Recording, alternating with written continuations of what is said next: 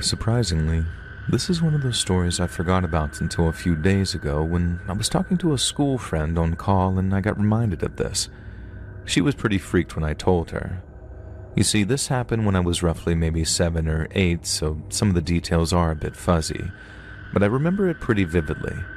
This may seem like unimportant context, but my family had just moved to America and were renting the top portion of your regular suburban house in a pretty safe cul-de-sac.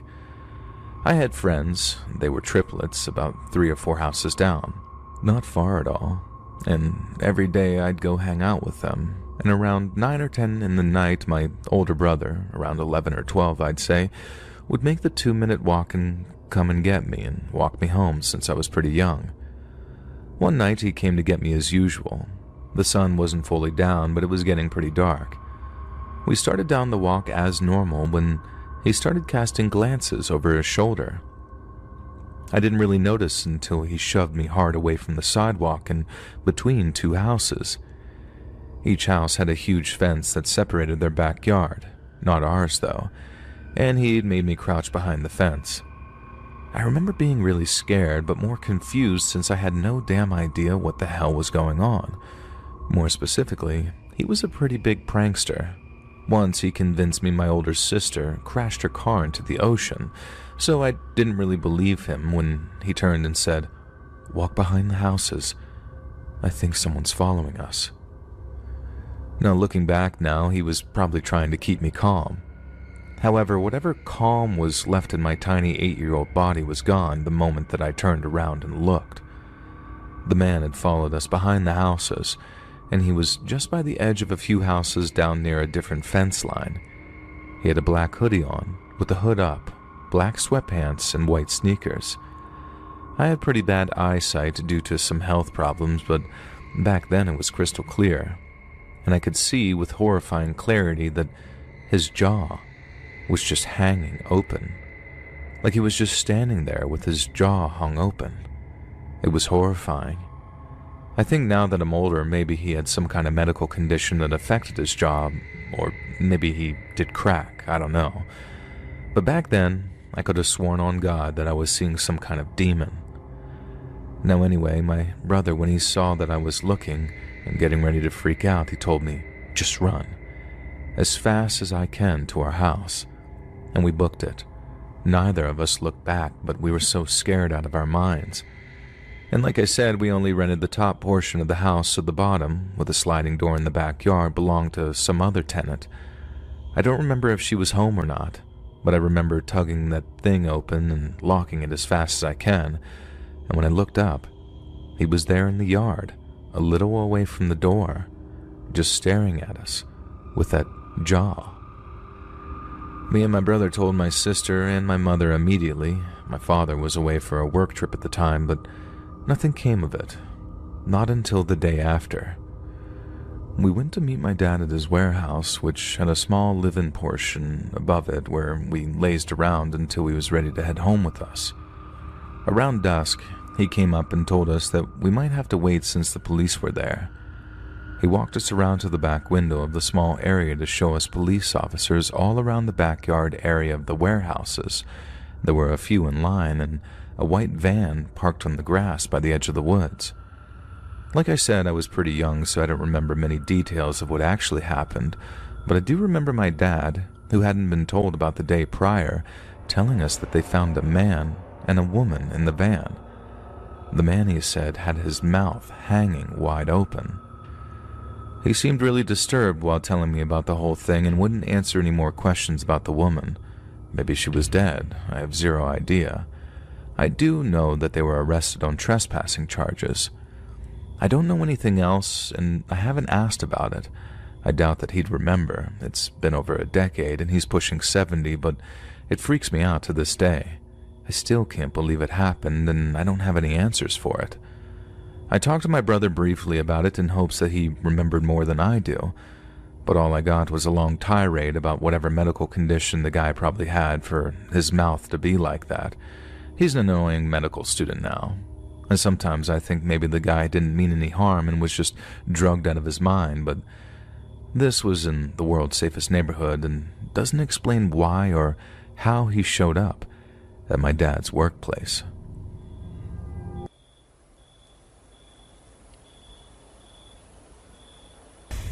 Hey guys, thanks so much for all the support.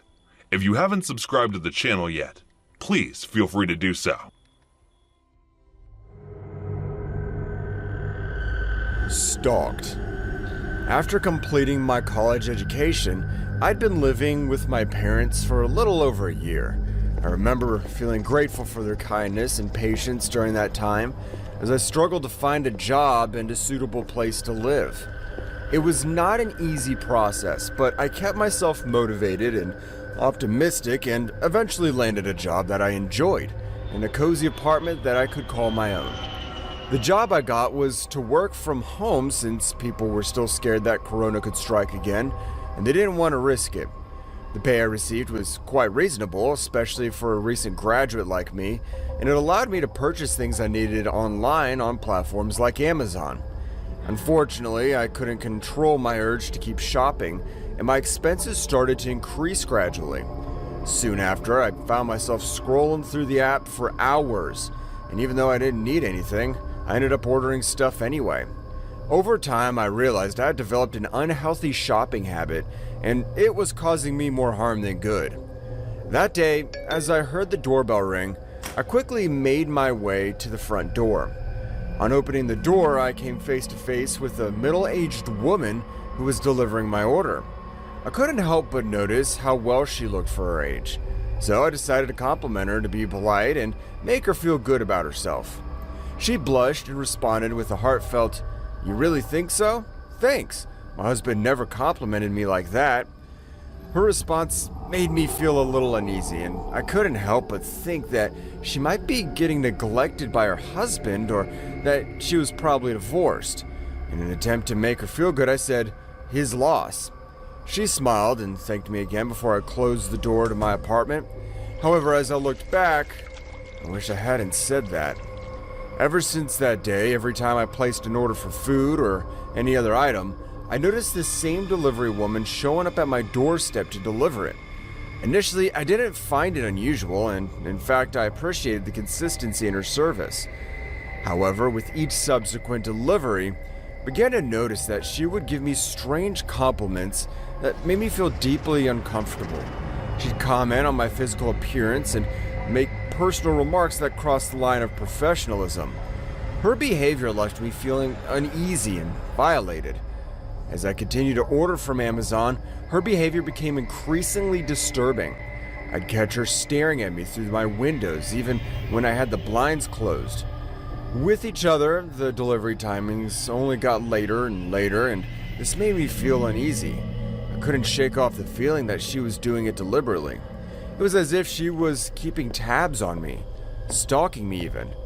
I tried to ignore it at first, but the feeling of frustration and fear only grew stronger.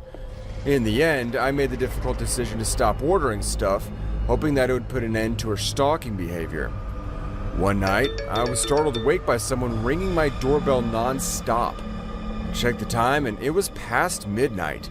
Without much thought, I got up and went to check who it was, and as I opened the door, I found the delivery woman standing there with red eyes and smelling like alcohol. She grabbed my collar all of a sudden and asked in a very drunk voice why I stopped ordering stuff.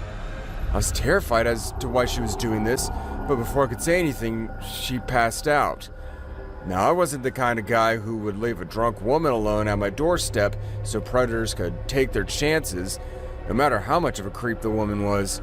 But I didn't want to let her inside my house either, so I called the police and informed them about everything. Soon after, 2 officers arrived and escorted her.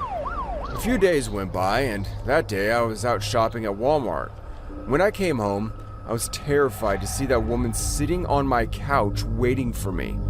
She had a crazed look in her eyes as she looked at me entering. I asked what is she doing inside and how she got in, and she just looked at me weirdly and said, "I'm here for you.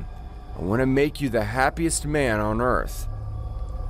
Trust me, being a man doesn't automatically mean that we would feel flattered or happy if a woman were to stalk us. On the contrary, it could be an incredibly frightening experience, as I was at the moment. I felt a sense of unease and vulnerability, knowing that if things went wrong, she could easily make false accusations against me. As a man, I also felt that I might not be believed if I tried to report what was happening to me. Feeling terrified and overwhelmed and unsure of what to do, I nervously stepped out of my apartment and quickly dialed my mom's phone number. As soon as she answered, I poured out my heart and explained what had happened in my life over the past few days. My mom's voice soon turned fierce with anger as she listened to my story, and she promised to come to my aid immediately. Within just a few minutes, my mom arrived on my doorstep, and before heading in, she suggested that I go to her house where I'd be safe.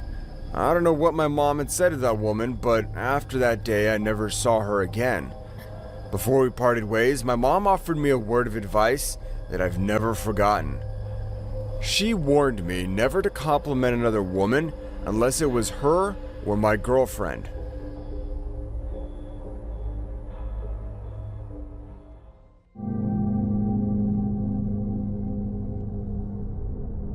Back when I was a junior in high school, this guy transferred in from out of state who developed a serious obsession with me. It started out kind of harmless at first. He would try talking to me, but only ever about the weirdest stuff. Like if he'd been all sweet about asking me out, I definitely would have felt guilty turning him down, but because he was so obnoxious, I had zero qualms with telling him to get lost. A good example would be the first time I rejected him.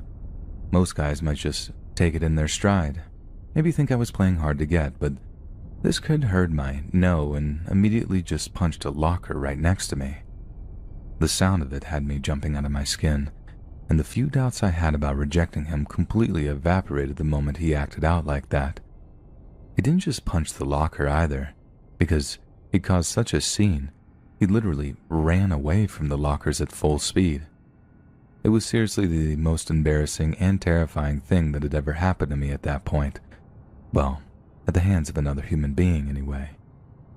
He did seem to take a few steps back following this little outburst, but he soon redoubled his efforts, joining every after-school club I was a member of.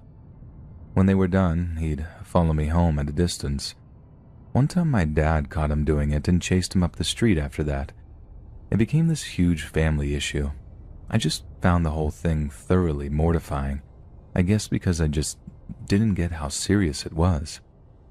It was annoying, kind of scary even, but I didn't think he had what it took to actually hurt me. But as it turned out, that wasn't really the issue. After a few months of my turning down dates, he told me if I didn't want to go out with him, that he would take his own life. I still said no. I've found stuff like that sort of emotional blackmail, to be frankly disgusting, and instead of having its intended effect to garner my sympathy, I hated this kid more than ever. The whole feeling was grounded in the idea that he just wouldn't do anything, that he didn't have the guts, the balls. He was all empty threats and grand theatrical displays, or so I thought. The next few days, he was missing from school. Rumors were around that he actually did take his own life, and I'd be lying if I said it didn't freak me out think he actually had gone through and done it. I mean, that'd be something that'd stay with me for the rest of my life. A kid told me he'd end himself if I didn't date him. I didn't, so he did. But God, if I didn't feel like punching him in the face as soon as he showed up again, I figured he'd just skip school for a few days to scare me a little bit. Mission accomplished. And this confirmed that he didn't have the balls to do it. He was wearing bandages when he showed up again and actually cornered me at lunch to say, "You made me do this." I just ignored him. I didn't want to actually ask to see the cuts, but a part of me is still so effing sure that they were covering up nothing at all. But the next big incident was at the end of our senior year. After a club meeting, I stayed behind to help clean up. My friend had stepped out to go grab something from their lockers, so I didn't see my stalker walk back into the room. He must have just saw his opportunity, came up behind me, and grabbed my chest. I don't remember what he said, but I was so freaked out that I actually squealed. That's the point I got the cops involved. As the room's security camera captured the whole thing, the whole ordeal ended up in court. He got a conviction, and I think his handsiness actually cost him his place at his preferred college too. It was a little piece of revenge that I cherished, but it turned out it just gave him a whole bunch of free time that he could use to stalk me. I became absolutely paranoid with him hanging around my college campus, and by that stage he was exhibiting every possible behavior of a controlling, manipulative sociopath. I just remember being terrified that he'd eventually try something worse. I finally transferred schools, and about a year later, I started getting emails from him, most of which were apologies for how mean he was to me and asking if I forgave him. But the emails quickly turned into him begging for my Facebook info. I had him blocked on Facebook since high school, and I absolutely didn't want him to know where I was going to school, so I ended up blocking him on my email too. Since then, I've not heard from him again, and I have also moved across the country for another reason entirely. But the move honestly brought me a lot of relief that I wouldn't accidentally run into him sometime, and the whole cycle might start again.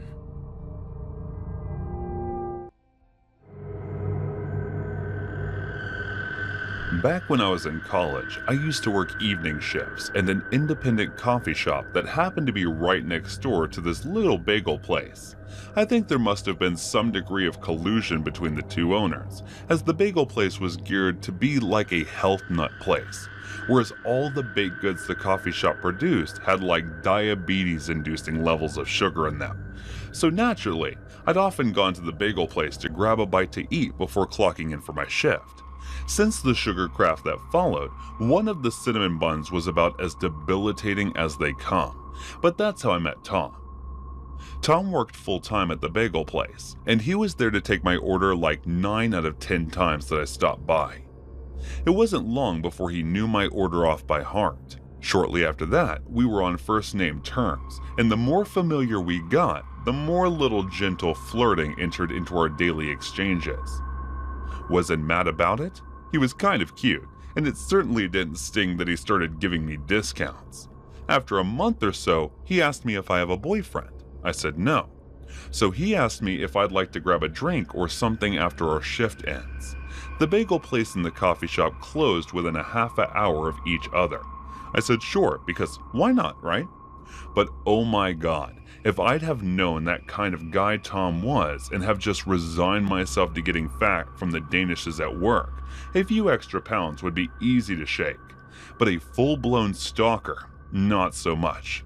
Okay, so I didn't meet Tom after work that day, as I was too busy with an upcoming deadline. However, we did arrange to meet over the weekend, so we could see if we click.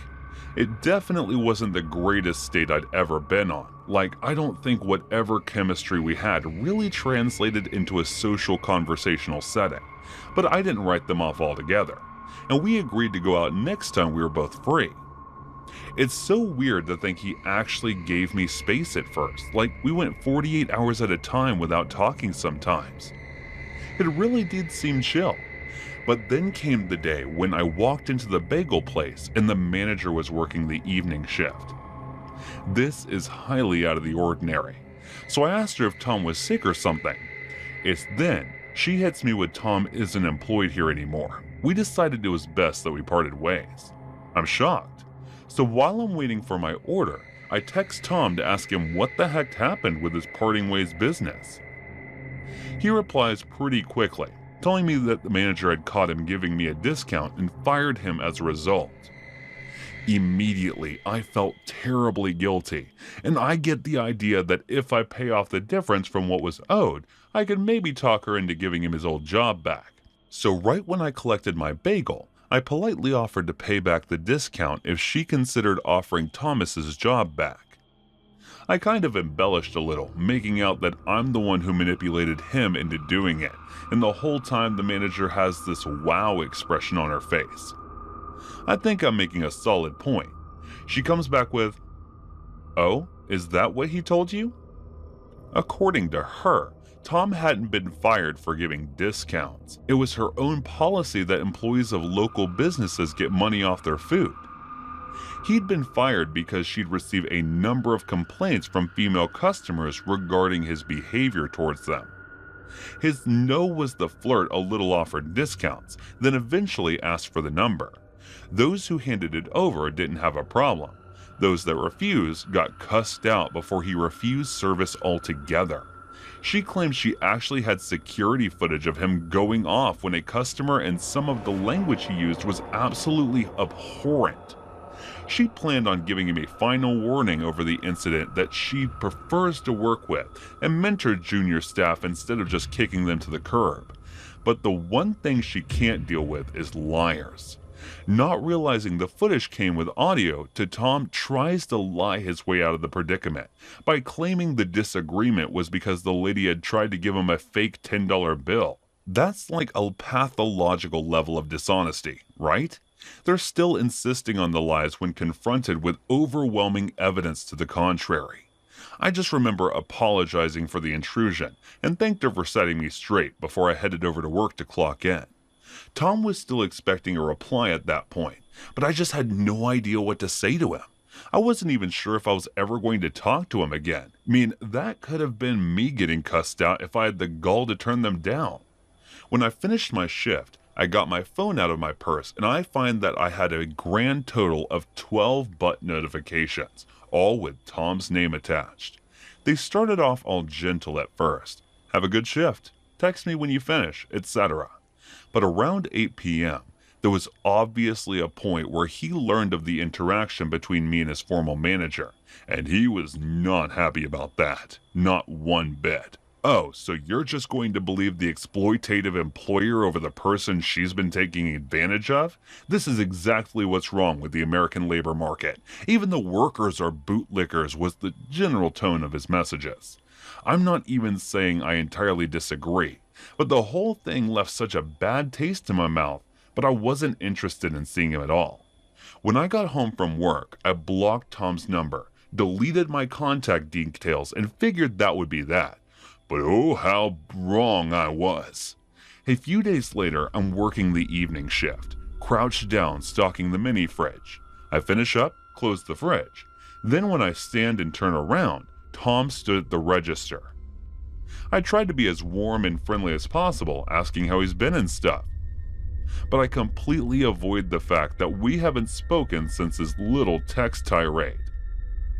At first, I think I dodged a bullet, as he's perfectly civil and goes on to order a drink. But like right as I'm handing him his drink, he decides to make it super awkward. So I guess you're pretty much done with me, He didn't say it in that particularly aggressive way, but it was loud and jarring enough to attract the attention of almost everyone in the store. I feel like I'm about to cringe out of existence, but somehow I maintain my corporal form and say in as lower a voice as possible, "This isn't the time or place. Please drop it." He just smiles, nods, and starts walking away.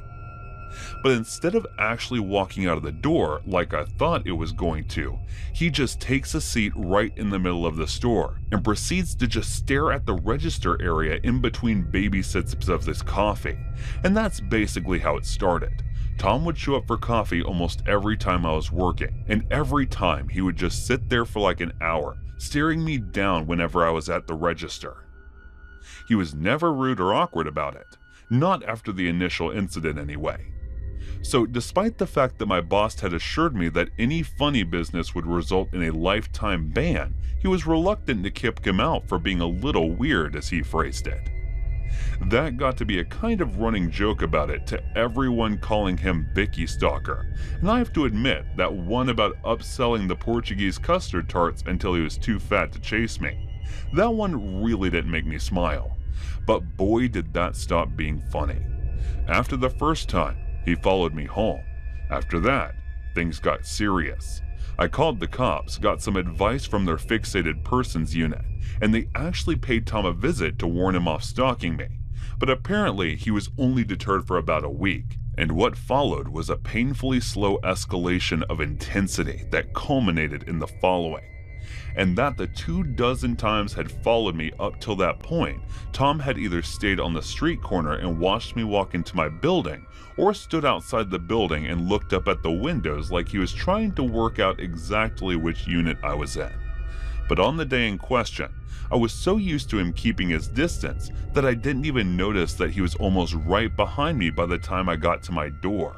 Seeing him so close actually elicit the kind of squeal from me I'm definitely not proud of. But Jesus Christ, seeing him right there just about scared the poop out of me. I absolutely bolted inside. Never been so grateful that the lock was operated by a key fob instead of an actual key. Tom just stayed at the door, banging on it and telling me to get my butt out there, that I had to be an adult and talk to him about it. Whatever it was, since he was banging on the door and screaming in the street, I was totally freaking out. And naturally, my first move is to call the cops. But I think he was banging so hard, acting like I was the one inside because the building I live in at the time looked exactly like all the other family homes on the block. To him, I could have quite easily been the only person living there only. That wasn't quite the case. I had the top floor of the house. Well, the bottom floor was occupied entirely by this Puerto Rican guy who worked night shifts. Keep in mind that this whole thing is going on in a Saturday afternoon, smack bang in the middle of this guy's sleeping time.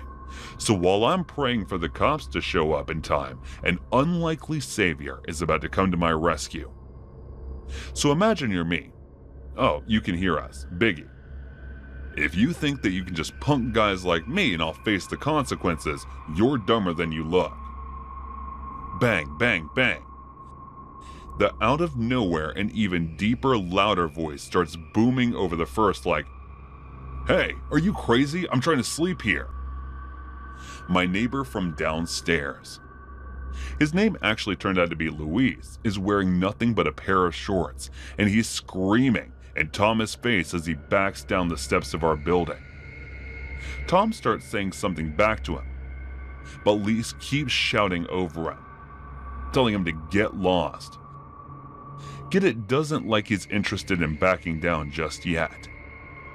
Then again, out of nowhere, I hear Luis say, "Oh, you're gonna tase me, bro," before the confrontation gets physical. Everyone else in the streets is fixated on the fistfight that's now going down, but all I can focus on is what Luis said, "Tase me." Tom and brought a taser, presumably to use on me. Now by that point, because the cops were getting called about the fight on top of my stalking complaint, a marked patrol car rolls onto the scene. With a by now bloody Tom trying to walk away from the scene, the cops initially go for Luis, drawing their guns and demanding a show of hands. Buddy responds with, "Hey, I'm the victim here. This guy just tried to tase me." The cops and I watch as Tom starts to walk faster away from the scene, which obviously prompts the cops to chase him down and arrest him for carrying a concealed weapon or whatever they had in mind. Finally, my stalker was in police custody, only wouldn't catch charges for the actual stalking. He ended up going to jail for the one thing cops could stick to him, the contents of his backpack. On the one day that Tom had decided to act on this little fixation and move in to take me, or whatever, he had come with a pre-prepared kidnap kit, along with a few other choice items. According to the detective I spoke to after the fact, Tom had chosen to confront me that day while carrying duct tape, a length of electrical cord, a kind of retractable baton, and a box of 100 different contraceptives.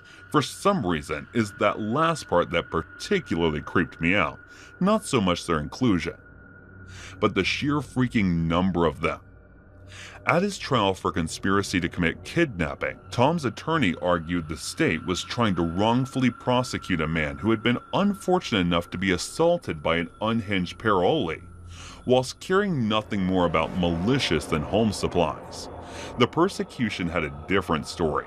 Not only had they obtained CCTV image of Tom showing up at my job on a total of 31 separate occasions over the course of 2 months, but a search of his home had turned up some extremely disturbing discoveries. What Tom had in his backpack that day was just a fraction of the kidnap kit that it assembled. He in all kinds of handcuffs, ankle cuffs, ring gags, and latex masks. But by far the most disturbing was the surgical tools and the Civaflorin canister face mask combo. Yeah, I had to ask what Civaflorin was too. And turns out, it's similar to chloroform that knocks you out, stuff that you put on a rag. He had tons of creepy stuff on his hard drive, including guides to kidnapping, hiding, and eventually breaking his prospective victims through a combination of brainwashing and beating. He also had a bunch of foreign language comic books that seemed to focus heavily on carnal torture, I suppose you could say. The prosecution just piled on all this evidence until it was quite clear to both the judge and jury that Tom was an extremely dangerous individual. I was terrified he'd escape justice via some loophole or something. Maybe he'd have rich parents who could pay for some smart lawyer. But no, not even his clean rap sheet saved him from getting a solid 22-year sentence for conspiracy to commit kidnapping. As you can imagine, it was quite an ordeal, and I had to make a number of court appearances to confirm that I was one of the subjects of his many fixations. It was the most stressful experience of my life without a shadow of a doubt, and a part of me wonders just how many of those 22 years he'll really end up doing. And when he does get out, will he really have changed? Or am I going to be walking on my driveway one day when I feel a hand on my shoulder? My goodness, turn around and see the face of a man who wants to finish what he started.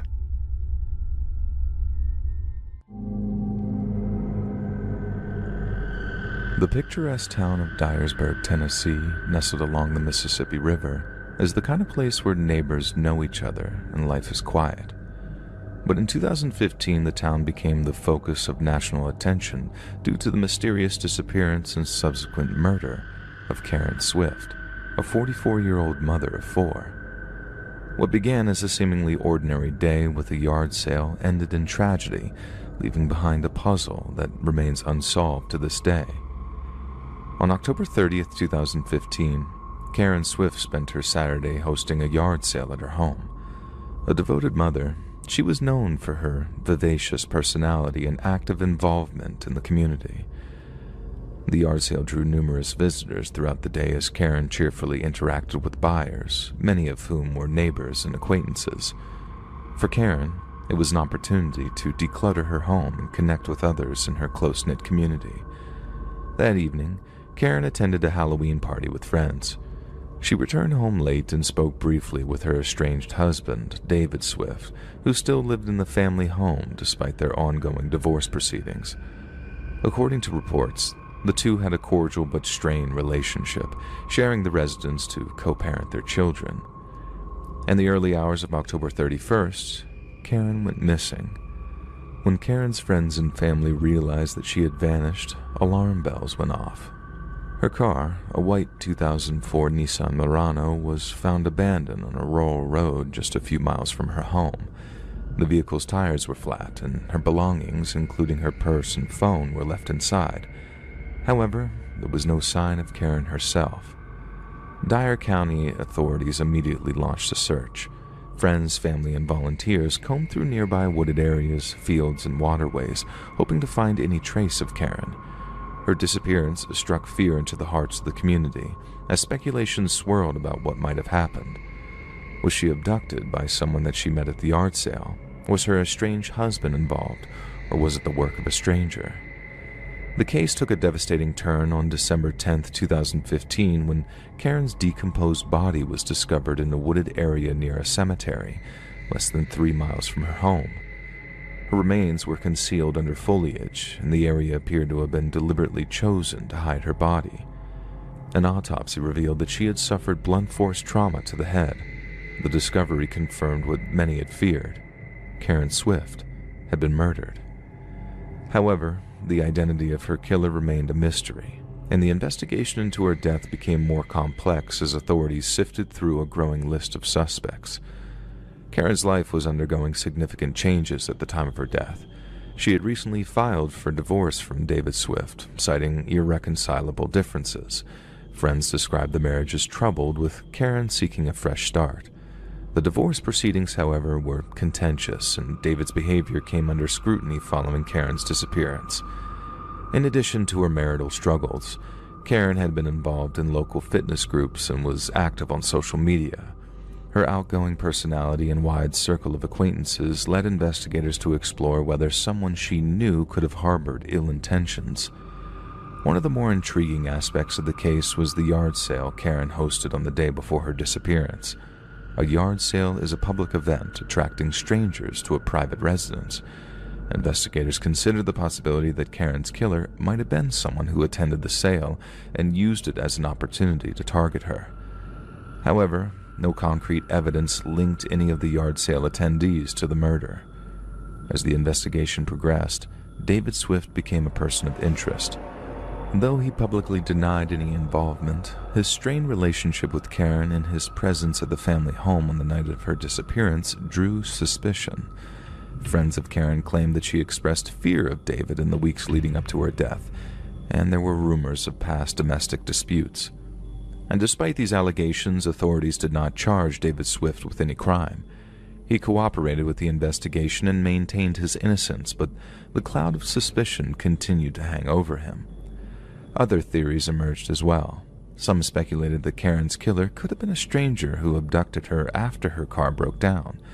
Others suggested that she might have been the victim of someone she had met through her social circles or online activity. However, none of those theories produced definitive leads. As months turned into years, the investigation into Karen Swift's murder stalled. Despite the efforts of law enforcement and private investigators, no arrests were made and no new evidence came to light. The lack of witnesses and forensic evidence left the case at a standstill, frustrating Karen's family and friends. The community of Dyersburg remained haunted by Karen's death. Her children, left without their mother, faced the difficult task of moving forward while grappling with unanswered questions surrounding her murder. Karen's friends continued to advocate for justice, organizing memorials and raising awareness about her case in the hopes of keeping it in the public eye. Several key questions remain unanswered. Who killed Karen Swift? Was it someone she knew or a random attacker? Investigators have never publicly identified a suspect or motive. The flat tires on Karen's vehicle suggest that she may have been forced to stop, but it's unclear whether this was staged or coincidental. While there is no evidence tying the yard sale to her murder, the timing raises questions about whether someone who attended the sale might have returned later. And despite extensive efforts by law enforcement, the case remains unsolved, leading to frustration and speculation about investigative missteps or lack of resources. Karen Swift's murder remains one of the most perplexing and tragic cases in Tennessee's recent history. Her family continues to seek answers, holding out hope that new evidence will emerge or that someone with knowledge of the crime will come forward. In the meantime, her case serves as a chilling reminder of how quickly life can change and the enduring pain of unanswered questions. For the residents of Dyersburg, the loss of Karen Swift is a scar that is yet to heal. Her vibrant spirit and love for her children are remembered, even as the search for her killer continues.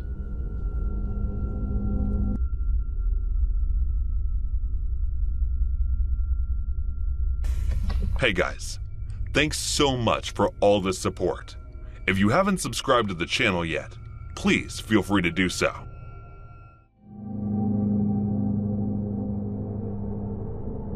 Summer of 2019, I'm browsing some Grindr profiles when I come across this guy that looked like a cuter, twinkier version of my ex-boyfriend, Alejandro.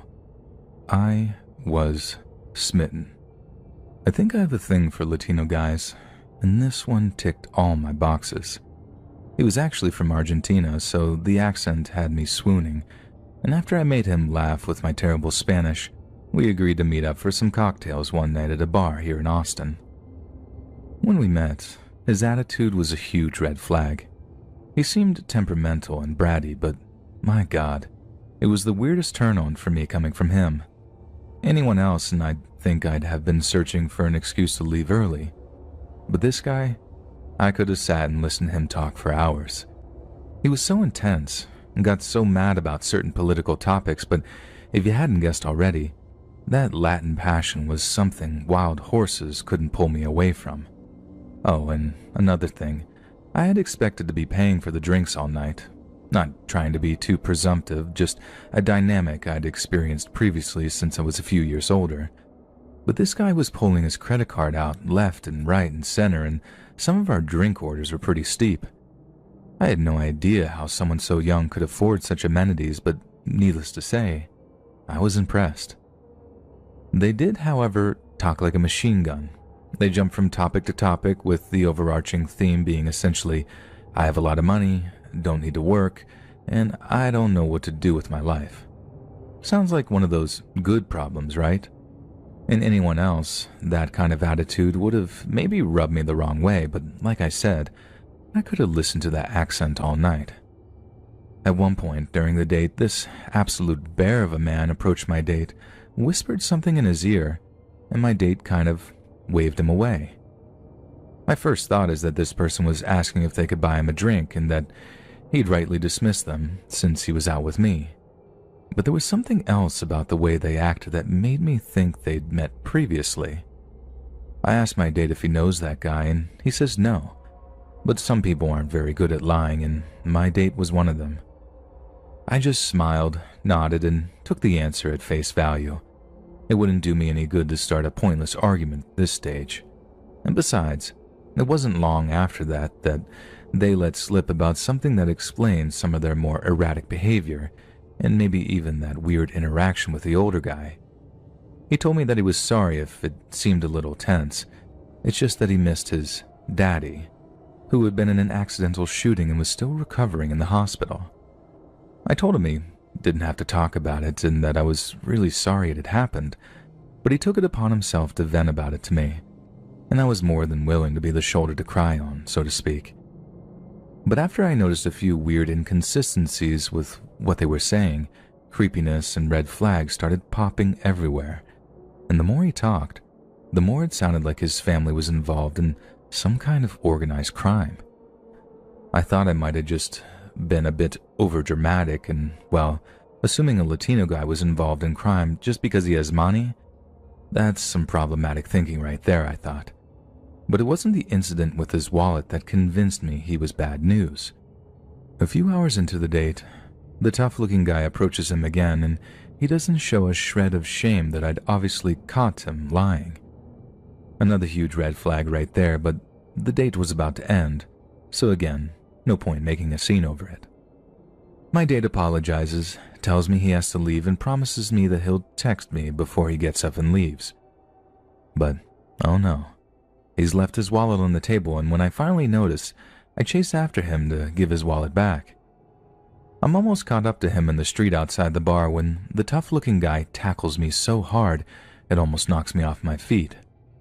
The guy is cursing in Spanish at me, winding up his fist to knock my teeth out, and I'm completely terrified, begging him, please don't hit me, he forgot his wallet.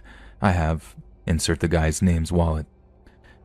And there wasn't even a hint of an apology from either of them.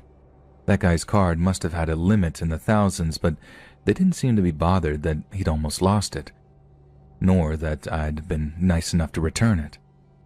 Again, that really didn't sit right with me, but I didn't get any confirmation on this until months later. I told my roommate about the weird date, and she was fascinated. Being something of a true crime addict, she was dying to know if the guy I'd been out with was the son of some Mexican cartel kingpin or something. But I told her she could safely rule that out since he was, Argentinian, not Mexican, but that turned out to be the one piece of information she'd need. Turns out his dad was killed over drug-related matters and was apparently quite the rising star in the Rio Negro cocaine trade down there in Argentina. The killers hadn't been caught yet, and everything was incredibly sketchy. It was not a professional, but a partner in crime. Some kind of business arrangement gone very, very wrong, and they were trying to throw the cops off the scent by telling people it was, drumroll, an accidental shooting. Then, when I saw a picture of the guy who had been shot, he looked exactly like an older, less moisturized version of my date. It was uncanny. That's when the penny dropped, and I knew where all that wealth came from. And not only that, but disparate clues were all over those articles which pointed out that he might just be the next target, and that a huge chunk of their money had gone missing. I can't remember exactly what the article said, but it heavily implied that the dealer's family had gone into hiding somewhere, having probably taken the stolen money with them, and if this was true, they'd most definitely be the target of rival cartel hitmen. The man who kept bothering us wasn't some interloper looking to steal my date from me. He was a bodyguard, something I hadn't quite figured out at the time of the tackling incident. I know, but hindsight is 20/20, isn't it? And this also meant that there was a slim chance that whoever was looking to kill him might have found him while he was out on our date. Maybe that's why they got out of there so suddenly. They'd been tipped off or something. Maybe felt something was off or wrong. I could have been killed in the crossfire. Maybe they'd have thought that I was involved somehow and just killed me too. Obviously, I didn't want to see the guy again, but I did feel like I owed him an explanation. He had enough going on in his life, and I didn't want to give an already damaged person some kind of abandonment complex. But when I went to text, the message wouldn't deliver, and when I called, a recorded message told me the number had been disconnected. To be honest, I think they got him. Maybe only 36 hours after our date. I think I really did narrowly dodge witnessing a murder happen right in front of my eyes. And let me tell you, that's not something I ever want to have to consider, ever again.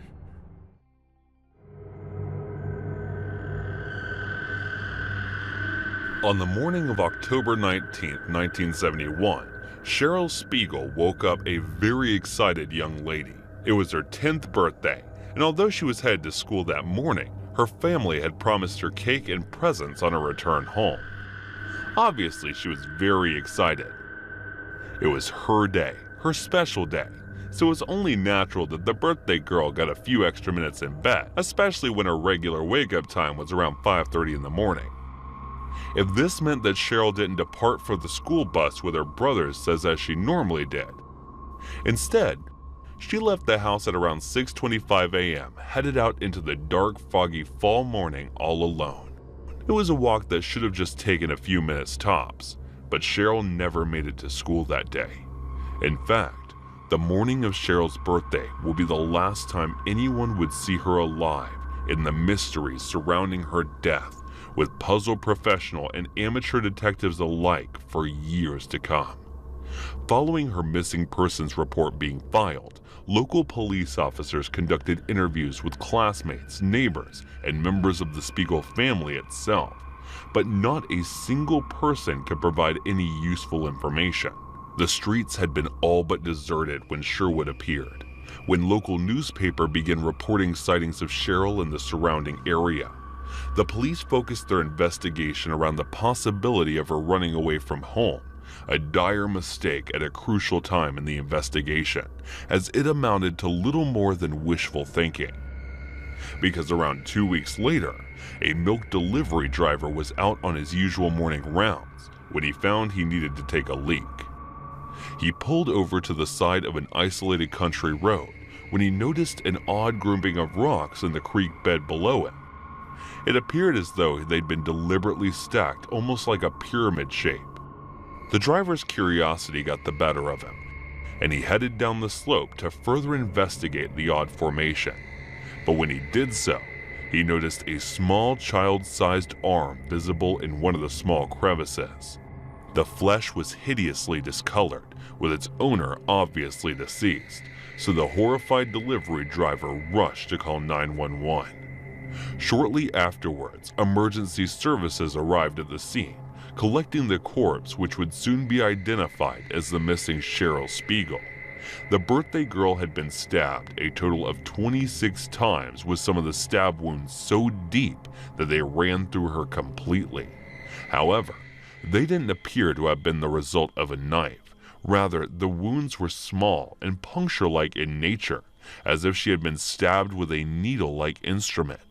She had also been stripped completely nude, but thankfully, There was little evidence of any kind of physical violation having occurred, in a horrible twist of fate. It was her older brother's 11th birthday when her father was summoned to identify her body, forcing him to bear witness to the savage, frenzied manner in which she had been killed. Cheryl was buried 2 days after her body was found on November 6, 1971. Her family held a small ceremony for her at Highland Cemetery in Fort Mitchell, Kentucky, and the search for her killer continued with the ever-pervading question: did her birthday play any significance in her abduction, or was it simply a horrible coincidence? Homicide detectives surveyed the surrounding area but didn't find much of interest. The only pertinent location was a gas station, an ATM machine at a bank, and a McDonald's had stayed open until 5 a.m. Aside from those late-night businesses, there were no reasons to be in the area at such a time. But canvassing the area came up with 4 major persons of interest, all of which were spoken to by police. The first was a man who lived across the street from the Spiegel house. According to more than one witness statement, this man would sometimes sit on the porch or in his car and watch the children, not in a wholesome way either. People say that there was something to this man's stare, something chilling in the years following Cheryl's murder. His concerning behavior continued to make his neighbors uncomfortable, even if he was eventually cleared of suspicion. Although he refused to take a polygraph test, which was highly suspicious, it turned out that he had an airtight alibi, as he had been working as a day laborer for a company in nearby Cincinnati. The second person of interest was another of Cheryl's neighbors, a drug-addicted member of a local car theft ring. He had served prison time, had a history of violence.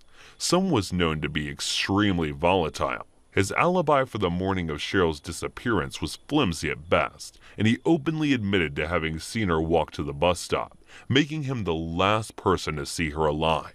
However, he was open to taking a polygraph test, and he actually passed it, despite several people in the street saying they were terrified of him. The third person of interest was obviously the person who claimed to have found the body, the milk delivery driver. This man lived several counties away from the milk company, but he would end his route each day on the road where Cheryl's body was discovered. This daily proximity to her and her family would have given him ample opportunity to plan a successful kidnapping. However, there was no other evidence of his guilt. The man passed a polygraph test and was said to be emotionally devastated by the accusation. Not long after, the police ruled him out. The fourth and final person of interest was a small business owner from the same town. This man was not initially on the police radar as being involved in Cheryl's murder, but several years after, he was charged with assaulting young girls, pleading guilty in a court of law. There was local talk about him bragging about having stabbed Cheryl and putting her in the creek, but the man flatly denied those rumors as hearsay.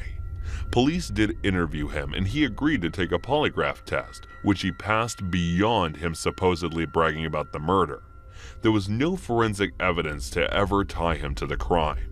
It should be made clear that Cheryl's dad and stepmother were never considered suspects, and her biological mother was nowhere near Kentucky during the early 70s. However, a couple of interesting facts remain. Cheryl's father said he saw his daughter leave for the bus stop at 6:25 a.m., and no one else reported having seen Cheryl out on the street, which surely would have been busy with other kids and parents out and about that morning. What's more, after Cheryl's body was found, no headstone was ever purchased for her by her immediate family. And the speaker was left town entirely just 2 months later.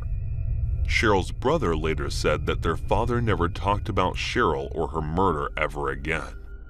Whether this was down to guilt or simply grief, it's impossible to know. So what really happened to little Cheryl Spiegel?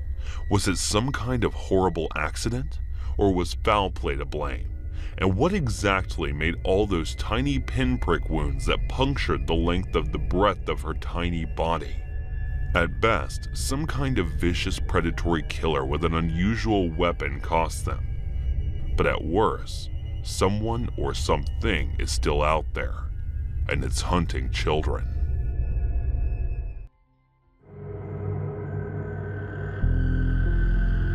In 2016, I decided I was going to move out of my hometown and make it all by myself across the country. My entire extended family all lived in my hometown, and none of my cousins or any other family members had any desire to leave. I wanted to be the one who changed that for my family. Of course, they were upset, being that my family is extremely close, but it was time to experience this world outside of my own backyard. I moved from a small town in Idaho to a somewhat small town in Maine.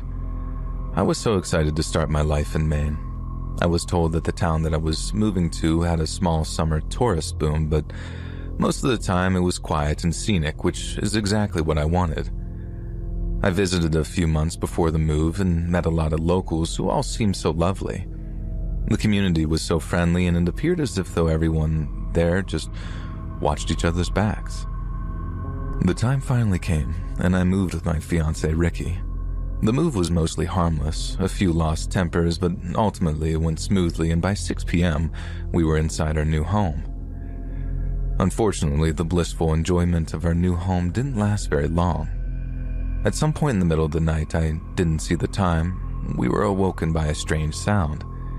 It almost sounded like a door slamming.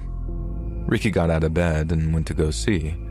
When he returned to the bedroom several minutes later, he said nothing seemed strange or out of place. However, the time it took for him to check and come back seemed way too long. When I asked him what took so long, he told me that the front door was unlocked, which isn't like us, but he said that it was possible with all the excitement from the day that he may have left it unlocked. So, he spent a few minutes looking around the house just in case whatever we heard was an intruder. Thankfully, no intruders. Whatever the sound was gone now. He proceeds to kiss me goodnight and told me not to worry about it, and we go to bed. That night was rough. I couldn't sleep at all. Call it women's intuition or call it whatever you want, but something deep down just didn't feel right. That morning we had our coffee and continued to decorate and set up our new home.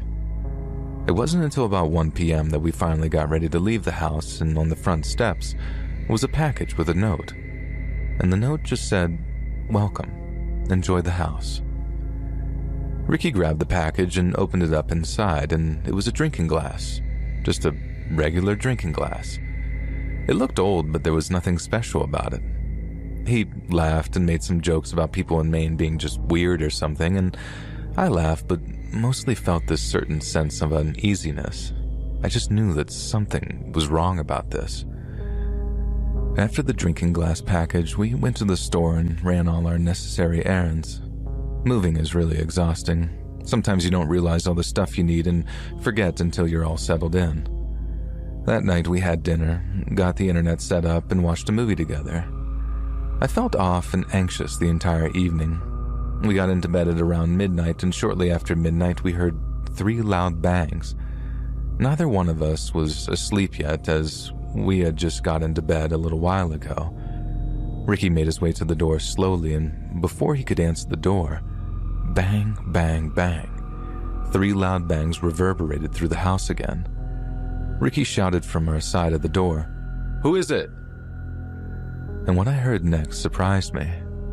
A very old woman shakily shouted, "Please, I need help. There's an intruder out here and I'm not safe." My fiancé responded, "Okay, just hang tight, I'm calling the police." The woman shrieked almost instantly, "No, please, let me in, they're coming." I stood in the doorway, clenching my sweater. Ricky turned to me, looking for my input, and I just couldn't speak. I just shrugged. If this woman truly was in danger, we were just leaving her for whatever may be out there. Ricky motioned for me to get into the closet that was right outside our bedroom and to call the police. I got into the closet right away and called the authorities.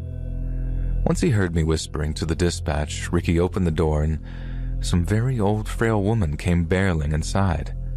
She started to yell at Ricky, "Shut the door right away! I saw them out there!" Ricky didn't say anything, much like me. He was trying to process what was even happening. The old woman said again, Who else is in the house?" Ricky looked at her and said, "It's just me in the house. Now, here, sit down. Take a deep breath. Relax, I can call the police." The woman became frantic again and started to pace around the living room and said, "My husband is out there, please. Please, you need to help him. You need to let him hide in here or they'll get him." Ricky looked sympathetic, but told the old woman, "Listen, I'm sorry, ma'am. If it's not safe out there, I'm going to call the police now. They'll be able to help." With the flip of a switch, the old woman stopped with the erratic behavior, and in a much deeper and almost sinister-sounding voice, she said, "Open the door now, or I'll drain the life out of you." Ricky was not amused. He looked at the old woman, pointed at the door, and said, "What? You get out right now." The old woman skipped to the door like a freaking child, and when she opened the door, two much younger and much larger men ran in and began to tackle my fiancé to the ground. I stayed hidden the best I could in the closet and watched the struggle from the crack in the door. I held my breath that the police would be there any second. I could see the men kicking Ricky, and I could hear Ricky coughing and struggling, all while the old woman cheered and cackled. I don't know exactly how long it was. It was probably only moments, but the police lights could be seen through the windows. All three intruders ran out the back door, as if they knew exactly where the door was. On the way out the door, the old woman grabbed the package with the glass and she yelled, "Enjoy the house, Ricky!" The fact that somehow she knew his name made me cry, even more than I already was, and by the time the cops got inside, the intruders were out the door and gone. Ricky got to his knees and struggled to get to his feet after the beating he received. We gave the police all the information we could think of, the random package with the note, which the woman took, so we didn't even have that in our possession. We told them that the intruders seemed to know the layout of the house well, and we were able to give the cops a mostly accurate description of the intruders, as they weren't wearing masks at all. The fact that I could see their faces and eyes made them so much scarier. The two men looked sort of clean-cut, both young, and they were bigger and muscular looking, and both had a little bit of scruff, but the neat kind of scruff. One dirty blondish and the other had dark hair. The one with the darker hair was balding, and the other man had his hair pulled into a bun.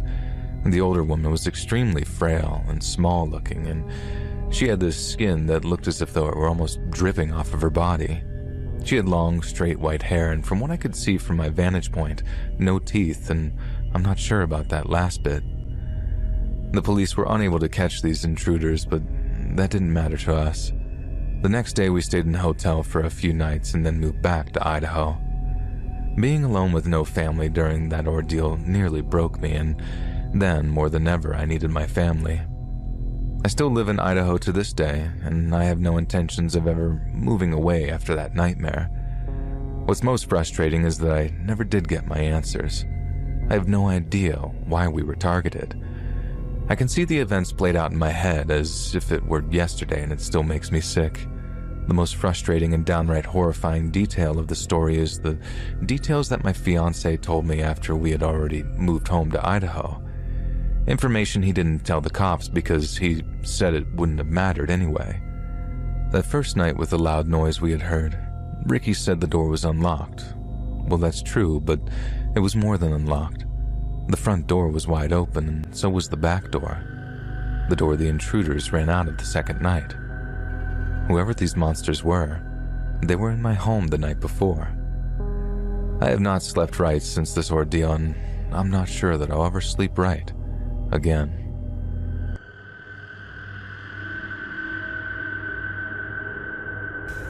Hey guys, thanks so much for all the support. If you haven't subscribed to the channel yet, please feel free to do so.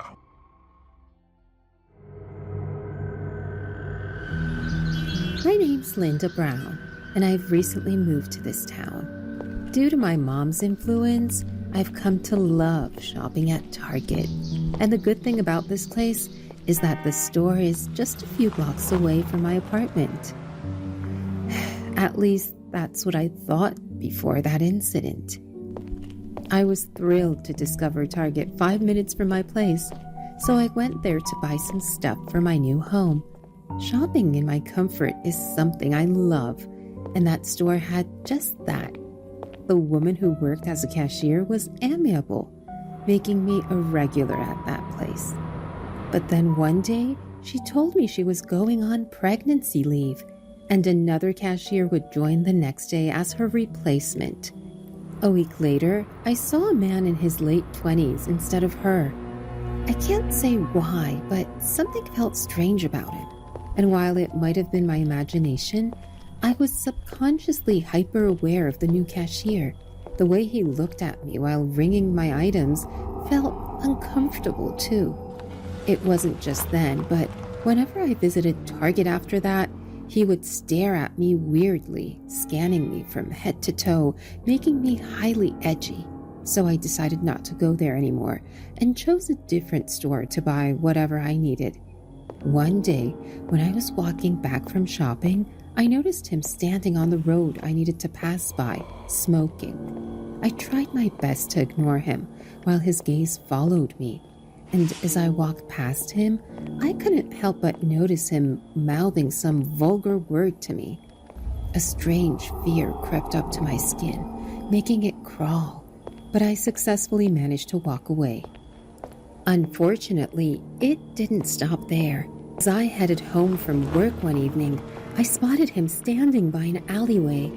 It was as if he had anticipated my arrival that time, sending chills down my spine. These weird coincidences kept repeating, which made me think he was stalking me. And the fact that he would always say some bad words to me was getting on my nerve too. So I reported this to the police. He did not get arrested since he had done nothing to harm me yet, but he did receive a restraining order. I thought it all would end there, so I loosened up a little. It was the weekend that day, so I was relaxing at home when Jade called me. She wanted me to visit the salon with her, more like threatened me into coming since I wanted to laze around all day.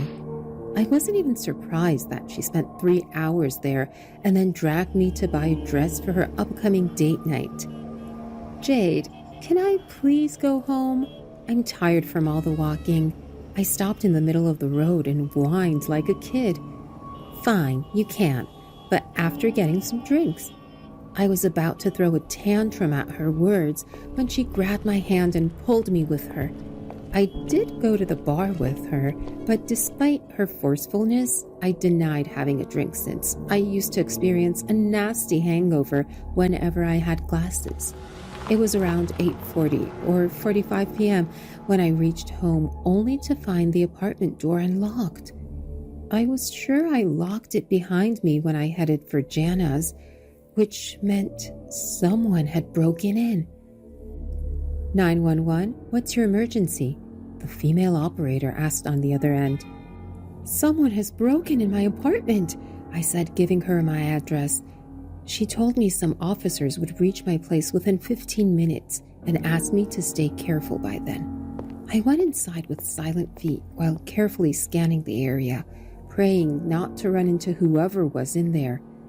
That was when I heard footsteps coming from my bedroom and walked there sneakily, only to notice it was a mess.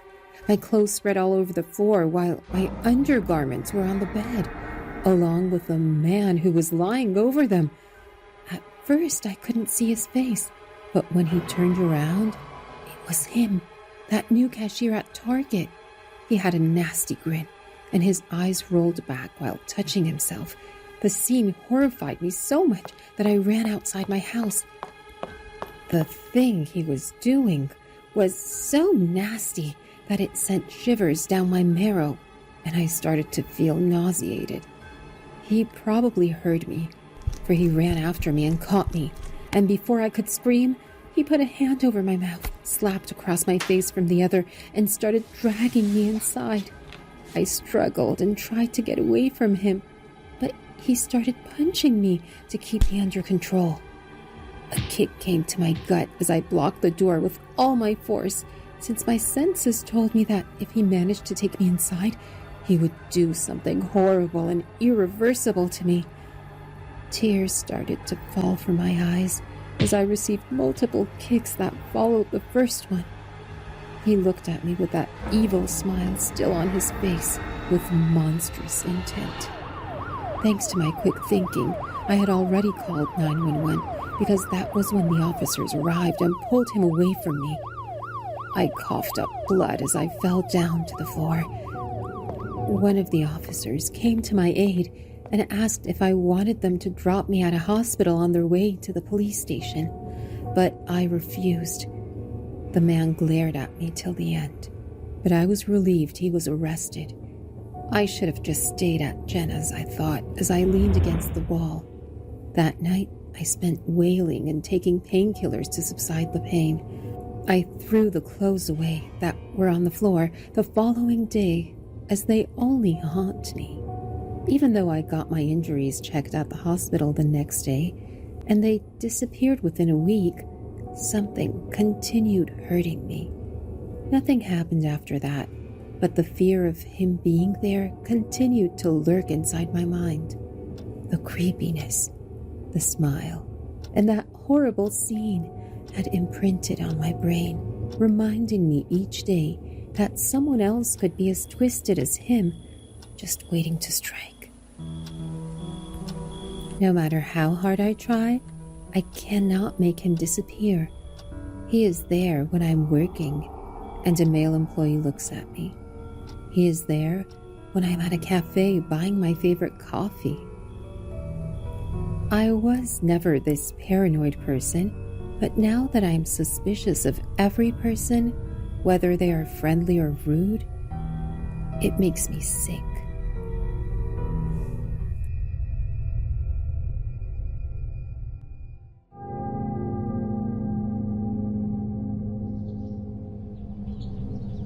My mom is really good friends with one of the wealthiest people in our town. They have a daughter, my age. I don't have a crush on her or anything, but my mom has pushed me to ask her out before. Never did. Here's the weird thing about the situation, though. My mom and this friend, along with her daughter, all kind of act like their friend. Like a bunch of high school girls getting together to gossip. My mom works in a beauty salon, so I guess I understand why she likes to act that way, but it's still pretty weird nonetheless. There was one specific occasion when this woman and her daughter were going to visit New York City. They decided to invite my mom for some reason. I don't understand why. I guess they really were better friends than I had previously believed. But my mom decided to say yes. So it was just me and my dad at the house, but here was the thing. They didn't have a dad at home. Their house was going to be completely unsupervised for the entire weekend. I was in my early 20s at the time, so I guess they thought it would be a good idea to ask if I would watch the house for them, which I agreed to do. I didn't get paid or anything, but they said I was allowed to eat as much food as I wanted, and considering that they were rich, I thought, why not? This also gave me an opportunity to write some short stories. I always loved writing, and I published some of my stuff online sometimes. I think it was that Friday night when I was watching their house. They told me that they had 2 cats, but they were really scared of strangers, and I was probably not going to see either one of them the entire night. It didn't bother me. I just had to make sure that they had food and water, which they did. I was chilling at the kitchen table, pounding the keys on my laptop on my latest story, when, all of a sudden, I saw something out of the corner of my eye. I looked up from my computer to notice the ugliest cat I've ever seen in my life. Just imagine a hairless cat, but also morbidly obese and cross-eyed. It was honestly the strangest thing I've ever seen. Any one of those traits individually would have made a cat kind of cute, but seeing all of them thrown together in one pitiful excuse for a pet almost made me want to bust a gut laughing. I felt kind of bad for laughing so hard at this girl's cat, but it's not like I hurt it or anything. That had been a good break from writing, but then I got back into it. I remember being in the middle of writing a really interesting scene. This ghost was abducting the protagonist of the story. It's kind of a psychological thriller with a little bit of paranormal thrown in there. It's very spiritual and weird. I'm kind of a weird person. But that scene still sticks with me because as I'm writing it, I noticed something outside. There was a man in a hooded sweatshirt walking around. I sat at the kitchen table, stunned. I didn't know what to do. I felt the adrenaline burst through my veins. Fight or flight. Well, I figured that my car was outside, so running wasn't going to do me much good. and after a minute of rationalizing the situation, I had no proof that this person was out to do anything bad. For all I knew, this could have been a jogger. I got up close to one of the windows to watch this man. He seemed to be sneaking around. He wasn't coming toward the house I was in, so I figured that I was at least safe for the moment. But then I noticed him looking into the window of the house across the street. I can only assume that he was checking houses to see if people were home or not. Must have been an actual burglar. Just show up in the wealthy neighborhood and see who wasn't home. I don't know why he would do it at night, though. Looks as suspicious as he did. We live in a gun state, after all. And after a few minutes went by, and I could tell that there were people at home at the house he was checking out. By the time he realized, I noticed him do a 180. He was walking in my direction now. I was about to be face to face with this man. I saw him walking across the street and I immediately started to panic. I called the police as fast as I could and told them the situation, but they said it would be about 20 minutes before anyone could be here. I ran up to the attic to hide. I locked the door behind me. In retrospect, this was my biggest mistake. I should have turned on a bunch of lights and made it obvious that someone was here. I'm good at thinking, just not in the moment. The house must have looked uninhabited by the time I had gotten up to the attic. This made the house the perfect place to burglarize and steal everything. I was in the attic for about 10 minutes when I heard a window breaking downstairs. He was in the house. My heartbeat was inside of my forehead. He walked around the house for a few minutes. Thud. Thud. I heard the humongous boots marching across the wooden floors. He explored the house for a good while. I was really beginning to wonder where the police were. Typical. I heard him get close to the attic entrance, and that was the moment that pushed me over the edge. I started screaming at the top of my lungs that I had a gun. I told him that I was going to shoot his head off if he didn't leave the house immediately. And to my absolute shock, he ran away. I watched him run down the street as I looked on through the window. It appeared that this guy was even more scared for his life than I was. The police eventually got there, and I told them the entire story from beginning to end. They said that a couple of people had been reporting this guy in nearby neighborhoods, so this wasn't the first night he's been out doing this. The police explained that this guy hadn't been violent on any of the occasions they'd been called. They said it was about the 7th time this month that they have responded to a similar incident in a wealthy neighborhood. I guess he's going around looking for an easy way to make money. He hasn't been face to face with any of the homeowners yet, so maybe he isn't a violent criminal, just a criminal in general. I found the entire experience really interesting yet mortifying. Living through it was probably the most scared I've ever been. My mom, her friend, and their daughter didn't even come back early from their trip after it happened. I thought that was a lame move, but what do I know? For revenge, I ate every single pizza roll they had in the freezer, and if you're wondering, there were 3 bags of 90 pizza rolls. I ate over 270 pizza rolls that weekend, and I have no regrets. I sorely needed them after that borderline traumatic experience with the burglar.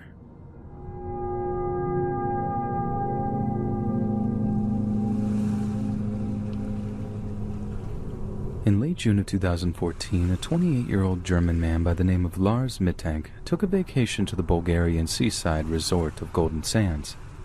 Popular with tourists from all over Europe, Golden Sands is a major resort town on the northern Bulgarian Black Sea coast, adjacent to a national park of the same name in the municipality of Varna. Located just over 15 kilometers north of downtown Varna, it is virtually connected to the city by a continuous swath of resorts and villa communities.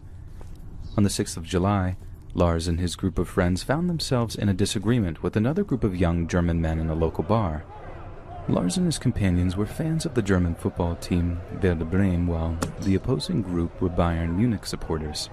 There was a rather high-profile rivalry between the two football clubs, and the playful disagreement soon descended into a violent confrontation when one member of each group began pushing and shoving each other. The fight between the two of them quickly became a full-on bar brawl between the two groups. Chairs and bottles were thrown, pool cues were used as weapons, and in the fray, Mittank suffered a ruptured eardrum from a particularly vicious strike.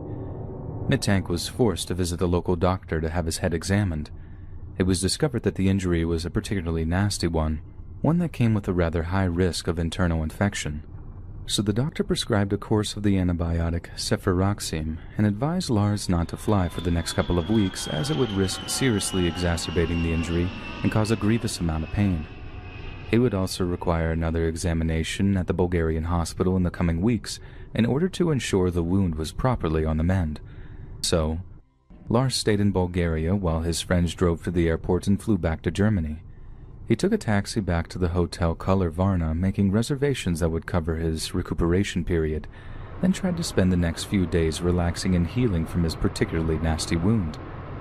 But just a day after his friends left him behind in Bulgaria, Lars began to act very oddly indeed.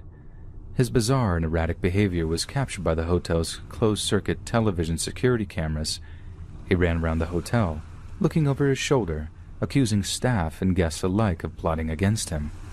A few of those encounters almost turned violent, and on more than one occasion, the hotel staff threatened to call the police. Finally, once Lars's behavior had become unbearable, the hotel staff asked him to gather his belongings and leave, as such violent outbursts were strictly against hotel policy and could no longer be tolerated.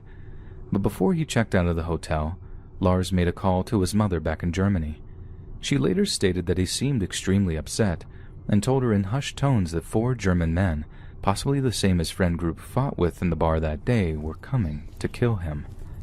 He told her that he had made a significant withdrawal of cash to live off of and that she should cancel his credit cards. When she asked why, Lars told her that the men could use them to track his movements. Where he got such an idea is a mystery, but he seemed very, very insistent that this was the case. We know that on the 8th of July, Lars Mittang traveled to Varna Airport in an attempt to travel back home to Germany, against the doctor's wishes. He attempted to purchase a ticket on the flight back home, but after looking around the airport and apparently seeing something, became so flustered and frightened that he abandoned the attempt altogether. Lars then sought out a medical services area of the airport, although it is clear that he did not ask for any medical attention and would not tell those inside why he wished to remain there. They later confirmed that he seemed jumpy and paranoid, as if though he was hiding from someone that was hunting him. About 45 minutes after originally taking shelter in the medical services area, the airport's CCTV cameras capture some kind of construction worker making their way over to the medical area. This seems to have triggered Lars into rushing out of the airport, having abandoned his backpack and luggage altogether. More CCTV footage shows Lars running across a 2-lane highway, dodging speeding vehicles as he does so before reaching a large fence. Lars scaled the fence with frightening strength and speed, then sprints full pelt across a meadow before disappearing into a field of sunflowers with a set of deep woods beyond them. Police investigated the incident thoroughly but found no evidence that Lars was being followed by anyone. They even contacted the group Lars's friends had fought with, but they all had alibis that confirmed that they were nowhere near the airport on the day of Lars' disappearance. Many theories about what happened are all over the internet. Some theories believe that he was being used as a drug mule. Some believe that he suffered a psychotic episode. Only 2 things are completely certain regarding this behavior and unexplainable incident. The first is that Lars did not suffer from any form of mental illness. The second is that Lars was never seen again, anywhere, or by anyone.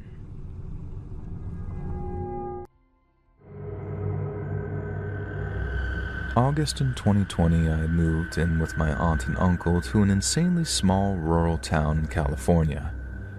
When I first moved there, a friend of mine had made it a point to show me that someone could drive across the whole town within 5 minutes, and at the time I didn't realize how important that fact would become to the safety of me and my loved ones. My best friend Haley and I, her 17 and me being 18 years old at the time, were hanging out at a park that was about a 5 to 10 minute walk from where I lived. And I say park because there were a few tables and benches, and it was technically known as a town park, but in reality it was more a small grass clearing surrounded by woods and a dirt trail near the bank of a river. I had started to frequent this place after moving, walking down to the benches and trail to smoke or sit by the water. I had never really noticed any suspicious characters before this, even though I had plenty warned about a couple creepers that were in the area known for bothering young girls. Haley and I had been smoking for a bit, unbothered in the clearing, when we decided to finish our little trip with exploring the trail a little bit and just taking in all the scenery. We had been walking and talking for about 5 minutes when I started to get this tension in my shoulders, like that feeling you get when you know someone is looking at you. I looked behind us and there was a man on the trail with us. Granted, this path is pressed right against the side wall of a gated community, so seeing people going on walks and jogging was fairly common. I told my friend of the man's presence, but she had just written it off as me being anxious. But she had a good point that I tend to be a bit hyper-aware at times, but something about the man felt wrong in my gut. We kept walking, and I would periodically look back and keep tabs on the dark-haired, middle-aged man walking about 50 feet behind us. After not too long at all, the man started picking up pace behind us. Calm, casual walking became more of a speed walk, and I turned around completely and started walking backwards to try and communicate to this man that I was completely aware of his presence. He had moved toward the side of the trail, looking like he was about to walk through the brush down to the river. I felt a bit stupid for being so worried. Turning back around, I resumed walking forward, but glanced back one more time to be sure that he was gone. As I looked behind us for the last time, I saw the man in a full sprint, charging back onto the trail straight toward me and Haley. I grabbed her sleeve with one hand and pulled out my pocket knife with the other. I can't remember what I said to her, but we started sprinting down the trail as fast as we could. I had never gone far down this path and had no idea where it led. The man chasing us was blocking our way back to the clearing in the road.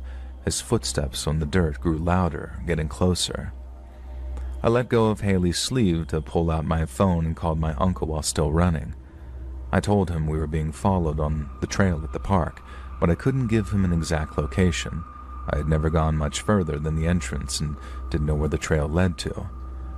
My uncle told me to stay on the phone and make as much noise as possible so he could find us. I let out the loudest, shrillest scream I could muster as we kept running, and finally we reached the end of the path where an old metal fence surrounded some trees and what looked like an abandoned house or shed. Nearby, we saw the back corner of the outer wall for the gated community, and in that split second it seemed like our best option. I yanked us off the dirt path and into the trees lining the cement wall. I yelled at Haley to climb as fast as she could, boosting her from the bottom so she could use a tree and the ledge to get over the top. I threw my pocket knife and phone over the wall and somehow scrambled up and over myself as fast as I could. I landed face first onto a neatly trimmed patch of grass inside the gated community, startling a man who had been calmly walking his dog. I became acutely aware of how strange we must have looked. 2 panicked teenagers yelling and holding a knife. But the man seemed to realize that we were in trouble. He rushed over to ask if we needed help, and while Haley explained the situation, I got back to my phone with my uncle and told him that we had made it into the gated community. And not even a minute later, we heard my uncle shouting from the trail. He yelled threats at the man who had chased us, making it clear that he had a firearm and wasn't afraid to use it. The man with the dog led us to a small access gate along the wall and unlocked it so we could meet my uncle on the trail. My uncle told us that he had driven his car through the park and up to the trail entrance as fast as possible before running to find us. He hadn't seen anyone on his way in. After checking to make sure that we were okay, I retold what had happened in greater detail now that the panic was wearing off. My uncle escorted us back to his car, his firearm in plain sight, ready in case the man showed himself again. We didn't see him on the way back, and I haven't returned to that place since, but for a long time after, I was constantly paranoid that I was being followed whenever I left the house. We were never able to figure out who that man was, and I haven't seen him since that day.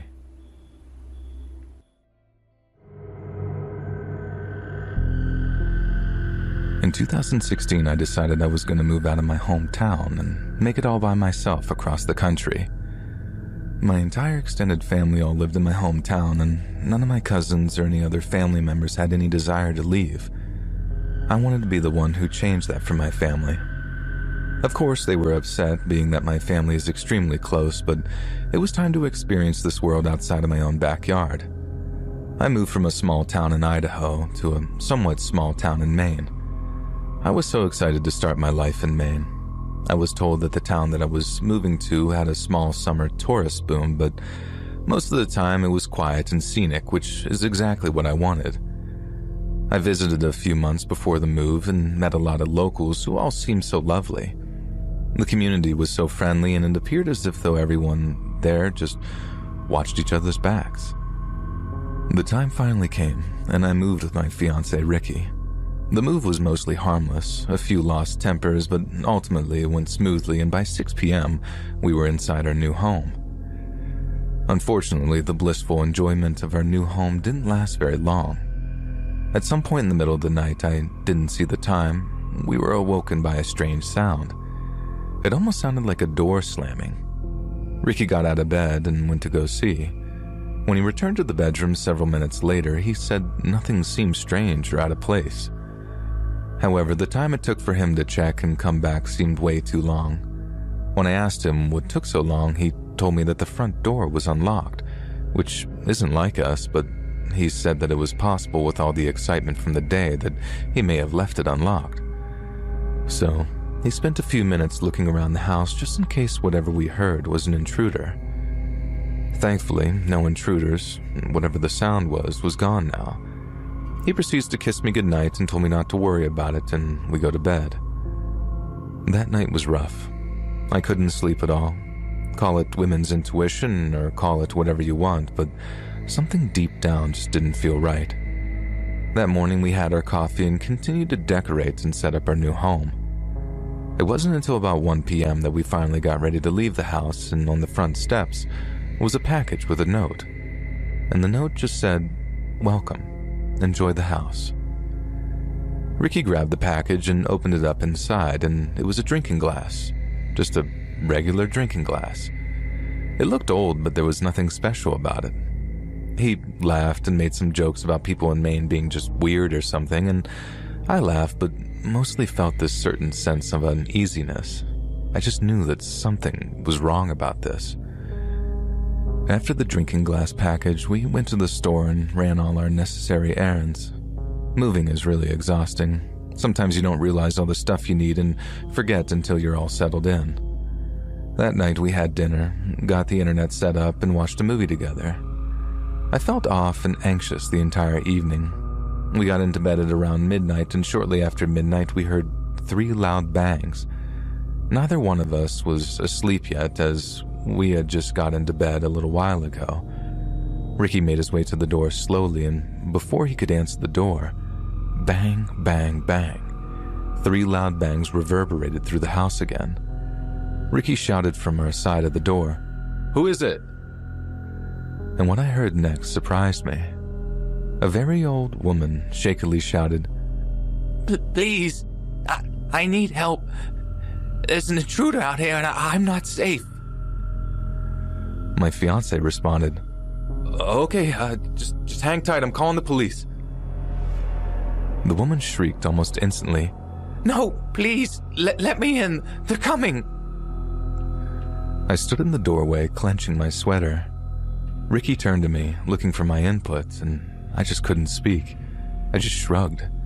If this woman truly was in danger, we were just leaving her for whatever may be out there. Ricky motioned for me to get into the closet that was right outside our bedroom and to call the police. I got into the closet right away and called the authorities. Once he heard me whispering to the dispatch, Ricky opened the door and some very old, frail woman came barreling inside. She started to yell at Ricky, "Shut the door right away. I saw them out there." Ricky didn't say anything, much like me. He was trying to process what was even happening. The old woman said again, Who else is in the house?" Ricky looked at her and said, "It's just me in the house. Now, here, sit down. Take a deep breath. Relax, I can call the police." The woman became frantic again and started to pace around the living room and said, "My husband is out there. Please, you need to help him. You need to let him hide in here or they'll get him." Ricky looked sympathetic, but told the old woman, "Listen, I'm sorry, ma'am. If it's not safe out there, I'm going to call the police now. They'll be able to help." With the flip of a switch, the old woman stopped with the erratic behavior, and in a much deeper and almost sinister-sounding voice, she said, "Open the door now, or I'll drain the life out of you." Ricky was not amused. He looked at the old woman, pointed at the door, and said, "What? You get out right now." The old woman skipped to the door like a freaking child, and when she opened the door, two much younger and much larger men ran in and began to tackle my fiancé to the ground. I stayed hidden the best I could in the closet and watched the struggle from the crack in the door. I held my breath that the police would be there any second. I could see the men kicking Ricky, and I could hear Ricky coughing and struggling, all while the old woman cheered and cackled. I don't know exactly how long it was. It was probably only moments, but the police lights could be seen through the windows. All three intruders ran out the back door, as if they knew exactly where the door was. On the way out the door, the old woman grabbed the package with the glass and she yelled, "Enjoy the house, Ricky!" The fact that somehow she knew his name made me cry, even more than I already was, and by the time the cops got inside, the intruders were out the door and gone. Ricky got to his knees and struggled to get to his feet after the beating he received. We gave the police all the information we could think of, the random package with the note, which the woman took, so we didn't even have that in our possession. We told them that the intruders seemed to know the layout of the house well, and we were able to give the cops a mostly accurate description of the intruders, as they weren't wearing masks at all. The fact that I could see their faces and eyes made them so much scarier. The two men looked sort of clean-cut, both young, and they were bigger and muscular looking, and both had a little bit of scruff, but the neat kind of scruff. One dirty blondish and the other had dark hair. The one with the darker hair was balding, and the other man had his hair pulled into a bun. The older woman was extremely frail and small looking, and she had this skin that looked as if though it were almost dripping off of her body. She had long, straight white hair, and from what I could see from my vantage point, no teeth, and I'm not sure about that last bit. The police were unable to catch these intruders, but that didn't matter to us. The next day we stayed in a hotel for a few nights and then moved back to Idaho. Being alone with no family during that ordeal nearly broke me, and then, more than ever, I needed my family. I still live in Idaho to this day, and I have no intentions of ever moving away after that nightmare. What's most frustrating is that I never did get my answers. I have no idea why we were targeted. I can see the events played out in my head as if it were yesterday, and it still makes me sick. The most frustrating and downright horrifying detail of the story is the details that my fiancé told me after we had already moved home to Idaho. Information he didn't tell the cops because he said it wouldn't have mattered anyway. That first night with the loud noise we had heard, Ricky said the door was unlocked. Well, that's true, but it was more than unlocked. The front door was wide open, and so was the back door. The door the intruders ran out of the second night. Whoever these monsters were, they were in my home the night before. I have not slept right since this ordeal, and I'm not sure that I'll ever sleep right again.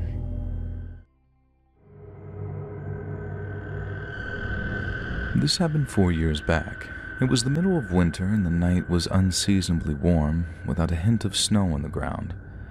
I left my apartment around 8 p.m. to go for my daily walk.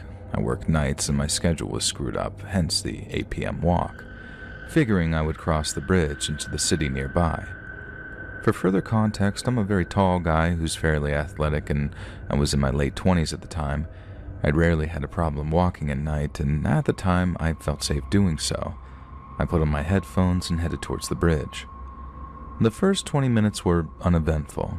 I passed by old houses, a subpar Mexican restaurant, a really good Mexican restaurant, a sketchy gas station, some newly built upscale apartments, and finally, I was at the river, enjoying the view of the bright lights over the dark flowing water, not yet frozen.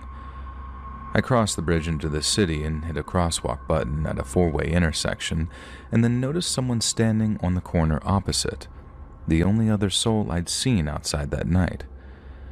Seemingly, she was doing nothing, and I assumed that she was waiting for an Uber to come pick her up, since she didn't seem to be waiting for the light to change. The street, ordinarily busy during the daytime, was completely silent. The light changed, and I crossed, headed in her direction. As I neared her, I noticed that she would cast glances in my direction and then look away, almost sheepishly. And she did this multiple times, and I figured that she was maybe unnerved by me. And I sympathized, figuring that it must have made her uneasy, us being the only two people on a very dimly lit street. As I passed by, I took in her outfit, mostly because I thought she looked cold, and she wore a knitted hat with tassels, a sweater that looked too thin for the winter, tight jeans, and a little plastic children's backpack on her back. I thought that maybe she was in her teens at first, but upon closer inspection, she appeared to be in her late 20s or 30s. She had short cropped, light brown hair and a pale complexion. She was skinny and was of average height. I was maybe a head taller than her, and I walked by and continued down the street. I passed by high-rise hotels on my right and left and made my way into a central park. During peak hours, this place would be packed with tourists and locals alike, but that day, at an odd hour with the pandemic in full swing, I felt like the only man in the city. I admired the brilliant display of lighted trees as I crossed through the center of the park. Then, figuring I was at a good halfway point in my journey, I made my way around an old marble and stone library back towards the bridge. As I turned the corner of the library back onto the street from which I'd come, I nearly collided with someone moving towards me. It was the same woman I'd seen not 10 minutes earlier. My noise-canceling headphones were still on, so I pulled down on one side and said something by way of apology.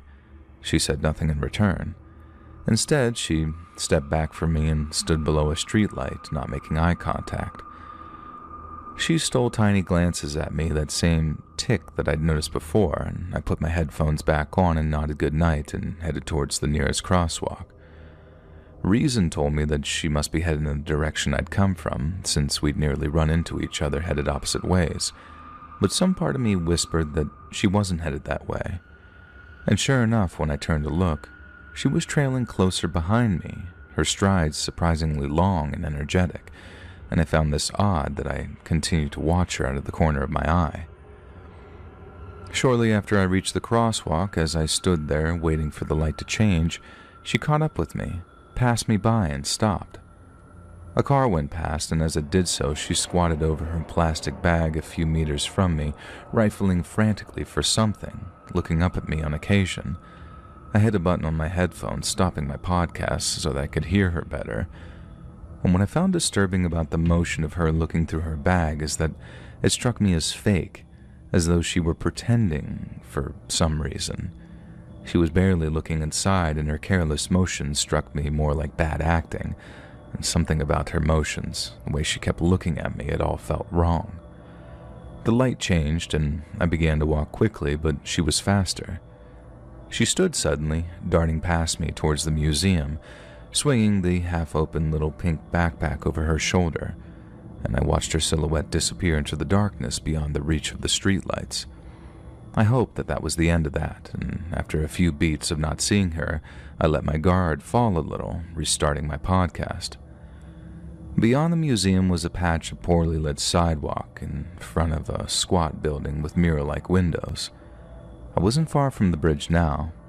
As I made my way back there, I turned my head to look at the reflections of buildings and streetlights in the windows, and to my horror, a dark figure sprinted silently towards my reflection, dreamlike. I'm not sure why, maybe out of sheer confusion, but I turned to meet her as she hurtled towards me. Perhaps surprised by my sudden turn, she halted mere feet from me, staring. Her eyes were wide and looked frantic, wild, and she kept looking at my arms and then back at my face as though sizing me up. My accidental bluff had worked, and in the darkness, I suppose I must have looked more prepared to fight back than I felt.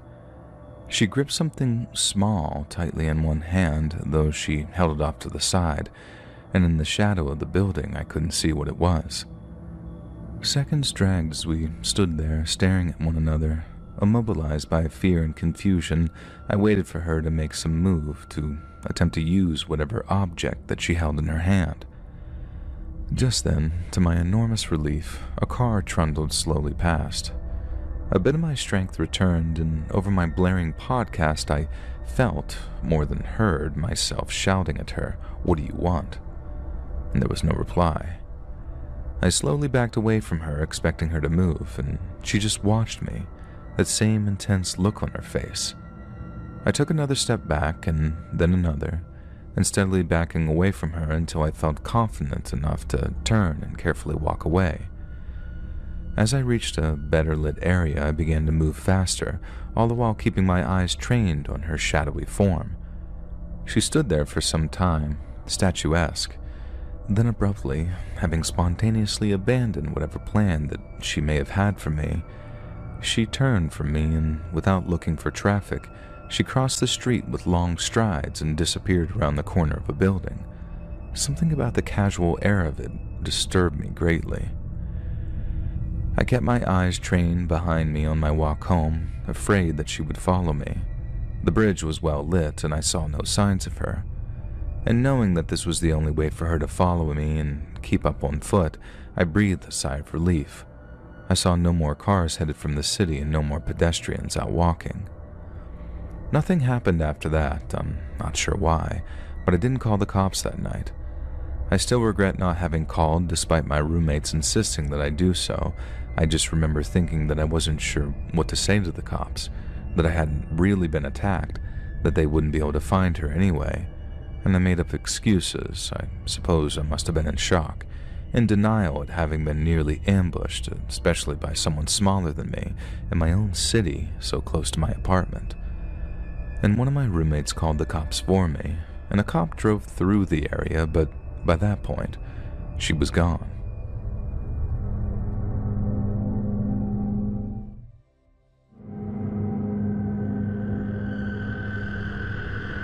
This happened to me in Tempe, Arizona, not far from Mill Avenue where all the bars are at. I was out bar hopping with a group of friends one weekend, having a good time, and had gotten pretty wasted. I have this terrible habit of wandering off and getting lost when I drink, and this particular night I had managed to get myself in a very dumb situation. After wandering down streets for almost an hour, I started to realize that I was very lost, and to make things worse, my phone was out of battery. At some point, I decided that I would just walk back to my friend's house, which I knew was somewhere north of an area that we were bar hopping. Now, I should mention that I am severely incompetent when it comes to directions and navigating in a city, so I didn't realize that I was a solid 7 to 8 miles away from my friend's place. As I was stumbling confidently along the empty roads at 2 a.m., a sedan suddenly pulls off the road in front of me, aggressively, almost blocking my path. Somewhat startled, I look towards the driver's side and see a rather large and mean-looking black gentleman staring me down. In situations like this, most people have one of two reactions. They either become scared and defensive or angry and aggressive. I, on the other hand, am an insane person and was just drunk enough to have no sense of the danger that I might be in. And I proceeded to wave at the guy saying, "Hey man, what's good?" I'm not completely sure, but I think I was probably smiling too. I specifically remember the face that he made. It was sort of confused and conflicted, as if I were asking him what year it was. He paused for a second and asked me something, but I couldn't understand what he said. And I responded back, "Huh?" And he then asked me, "Where you going?" I told him I was trying to walk to my friend's place, but I have no idea where I am. After another pause, he told me to get in. Now, without thinking, I walked over to the passenger side and hopped in. Pretty dumb, right? Well, at the time, it seemed like a good idea. And once I got in, I was able to get a better look at the guy. He was covered in tattoos and was wearing your typical thug attire. I also noticed his arm was all bandaged. Oh, and he had a pistol clearly tucked into his shorts. And again, for some reason, none of this fazed me at the time. He asked me where my friend's place was, and I gave him directions. Now, I'm pretty sociable and talkative when I drink, so I immediately started chatting with the guy casually. I don't remember exactly what we talked about, but eventually he started telling me that he had just gotten out of the hospital after being treated for a gunshot wound on his arm, and his girl just broke up with him because of it. Apparently she didn't like that he was in a gang and getting into gunfights. Go figure. He then told me that he was real pissed off about her and about getting shot, and he was driving around looking for someone to rob when he found me, and that he has served time for robbery in the past. At that point, my drunken brain started to connect the dots, and I thought about the roughly $200 that I had in my wallet at that very moment. But instead of freaking out, I just said something like, "Damn, man, that's rough." He also told me that he really wanted to be a rapper, and he was trying to get his music career started. I tried to be supportive, telling him to just go for it. About 10 to 15 minutes later, we pulled up at my friend's place. Now, this is when I should have just gotten out of the car and told the armed man thanks for the ride, but again, I'm an insane person and felt like I owed him one for taking me all the way there, so I asked if he wanted to come in and smoke some, and he said he was down.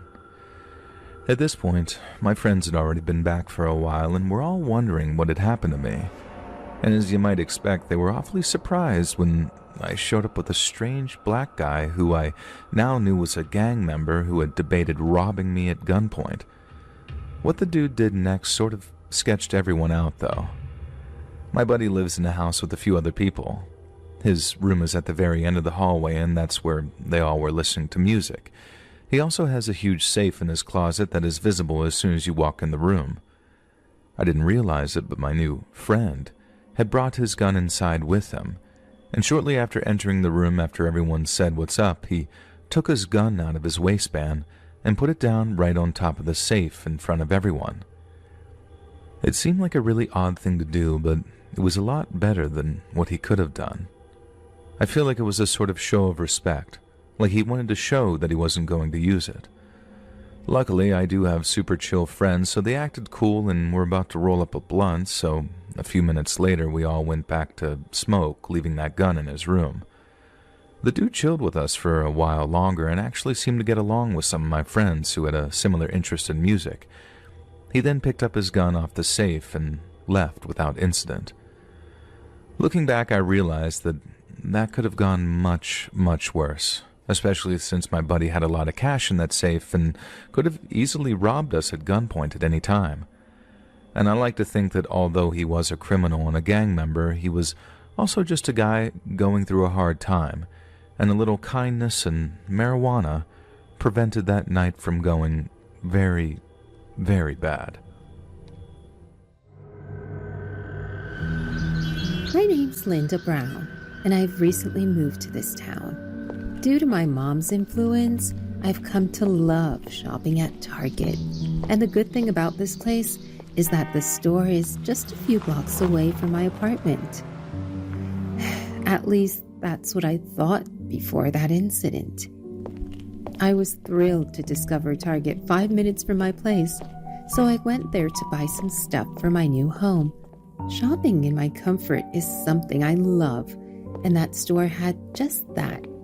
The woman who worked as a cashier was amiable, making me a regular at that place. But then one day, she told me she was going on pregnancy leave, and another cashier would join the next day as her replacement. A week later, I saw a man in his late 20s instead of her. I can't say why, but something felt strange about it. And while it might have been my imagination, I was subconsciously hyper-aware of the new cashier. The way he looked at me while ringing my items felt uncomfortable too. It wasn't just then, but whenever I visited Target after that, he would stare at me weirdly, scanning me from head to toe, making me highly edgy. So I decided not to go there anymore and chose a different store to buy whatever I needed. One day, when I was walking back from shopping, I noticed him standing on the road I needed to pass by, smoking. I tried my best to ignore him while his gaze followed me, and as I walked past him, I couldn't help but notice him mouthing some vulgar word to me. A strange fear crept up to my skin, making it crawl, but I successfully managed to walk away. Unfortunately, it didn't stop there. As I headed home from work one evening, I spotted him standing by an alleyway. It was as if he had anticipated my arrival that time, sending chills down my spine. These weird coincidences kept repeating, which made me think he was stalking me. And the fact that he would always say some bad words to me was getting on my nerve too. So I reported this to the police. He did not get arrested since he had done nothing to harm me yet, but he did receive a restraining order. I thought it all would end there, so I loosened up a little. It was the weekend that day, so I was relaxing at home when Jade called me. She wanted me to visit the salon with her. More like threatened me into coming since I wanted to laze around all day. I wasn't even surprised that she spent 3 hours there and then dragged me to buy a dress for her upcoming date night. Jade, can I please go home? I'm tired from all the walking. I stopped in the middle of the road and whined like a kid. Fine, you can, but after getting some drinks. I was about to throw a tantrum at her words when she grabbed my hand and pulled me with her. I did go to the bar with her, but despite her forcefulness, I denied having a drink since I used to experience a nasty hangover whenever I had glasses. It was around 8:40 or 45 p.m. when I reached home only to find the apartment door unlocked.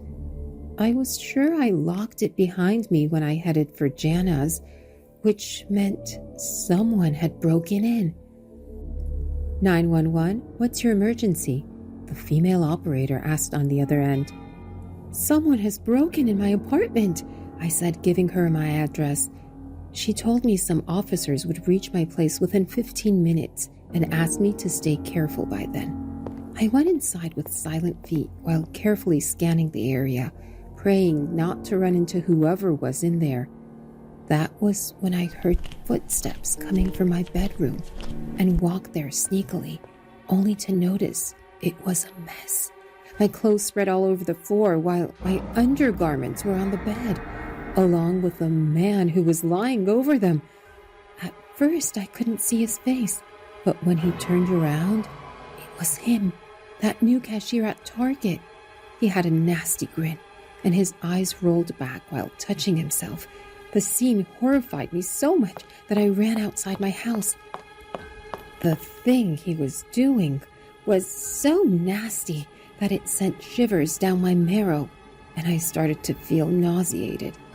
He probably heard me, for he ran after me and caught me, and before I could scream, he put a hand over my mouth, slapped across my face from the other, and started dragging me inside.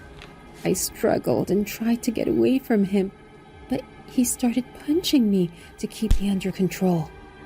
A kick came to my gut as I blocked the door with all my force, since my senses told me that if he managed to take me inside, he would do something horrible and irreversible to me. Tears started to fall from my eyes as I received multiple kicks that followed the first one. He looked at me with that evil smile still on his face, with monstrous intent. Thanks to my quick thinking, I had already called 911 because that was when the officers arrived and pulled him away from me. I coughed up blood as I fell down to the floor. One of the officers came to my aid and asked if I wanted them to drop me at a hospital on their way to the police station, but I refused. The man glared at me till the end, but I was relieved he was arrested.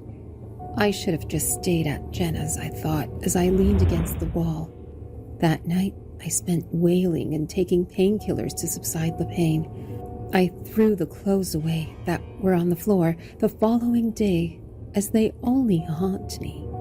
Even though I got my injuries checked at the hospital the next day, and they disappeared within a week, something continued hurting me.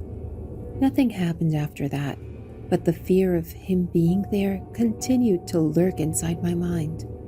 The creepiness, the smile, and that horrible scene had imprinted on my brain, reminding me each day that someone else could be as twisted as him, just waiting to strike. No matter how hard I try, I cannot make him disappear. He is there when I'm working and a male employee looks at me. He is there when I'm at a cafe buying my favorite coffee.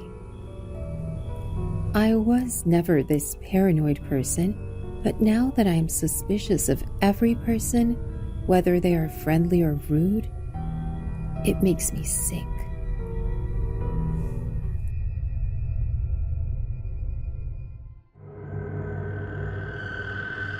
I'd recently moved to this new place in a small suburb, which was quite remote and about 2 hours away from other civilizations. My new neighbors' names were Greg, Eric, Alan, and Caroline. They each introduced themselves on the first day I moved there. My place wasn't all that big. It was a 2-story house, and for some reason, the master bedroom was on the first floor. The first few days I spent trying to find my way to places around the town and figuring out things, which was quite complicated despite the place only having not more than 20 people. It's a guess. Everyone seemed nice and friendly, always willing to help me out if I needed anything. Greg ran a supermarket, and when I mentioned I was looking for a job, he hired me as a cashier. I was surprised by the pay he offered me, even though his store was always almost empty. Only a fool would reject a golden offer. That was why I agreed without a second thought. About a month went by, and I don't know why I started having sleep problems. Probably because I was still not used to the whole new place yet. I tried whatever method I could find to try falling asleep, but none of them worked. With each passing day, it only got worse. Now, I'm not the kind of guy who deliberately stays up until late playing with my phone, gaming on PC, or chatting away with friends. No, I like my sleep, and the fact that neither medication nor chamomile tea was able to help me fall asleep seemed like a problem. That night, when I couldn't fall asleep and was looking out the window, I froze upon seeing something strange. Alan, with 2 mysterious figures, was carrying a corpse and was headed towards his house. The way I could tell she was a corpse was the state of the body, pale and on the verge of decaying. Every single one of them was almost dressed entirely in black, as if it was for the funeral. It would have been that they were about to bury the body. Perhaps she was a deceased family member he had brought back from the hospital. Either way, there seemed to be something weird and creepy about the entire thing. As I saw them disappear into Alan's home, I stood there for a few moments before closing the window and going to bed. Laying there, I couldn't stop thinking about what I witnessed, as multiple questions and suspicion arose from that. The next day, while I was working, curiosity got the better of me. When I saw Greg entering the store, I rushed to him to ask about Alan. However, my steps halted when I saw Alan entering the store behind him with some girl. Upon noticing me, he waved at me, and as he moved a bit further from the individual following him, revealing her face. A shiver ran down my spine as I recognized her face. She was the dead girl I saw last night. Unlike before, she didn't look pale. Instead, her skin was glowing and red. Who is she?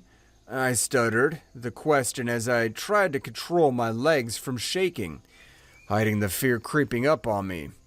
Alan glanced at the girl and his lips curled with an affectionate smile as he said, "This is my wife, Julie." Greg approached her and started talking in a way that seemed he knew this, which was weird because a few days after I moved in, Alan asked for dating tips.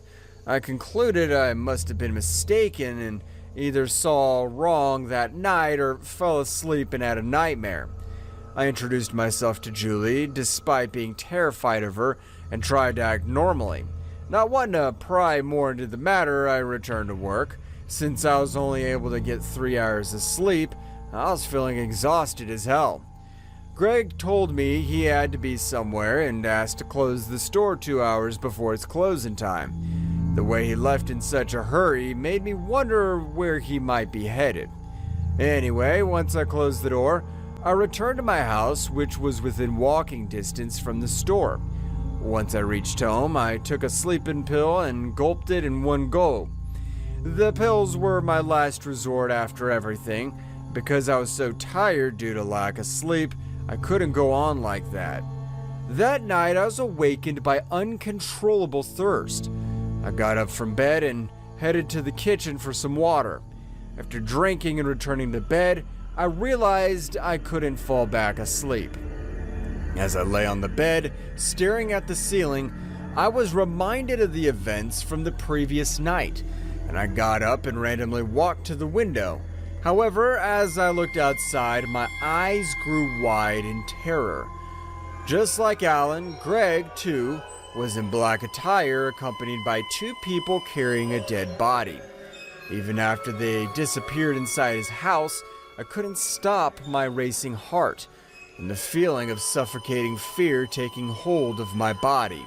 I was about to close the window when I noticed Caroline, who instead of a still body was carrying a skeleton. The skeleton was wearing a newly bought suit, which was even more spine-chilling. For the rest of the night, I twisted and turned in my bed. When the ray of sunlight entered my room through the glass window, I got up and rushed outside.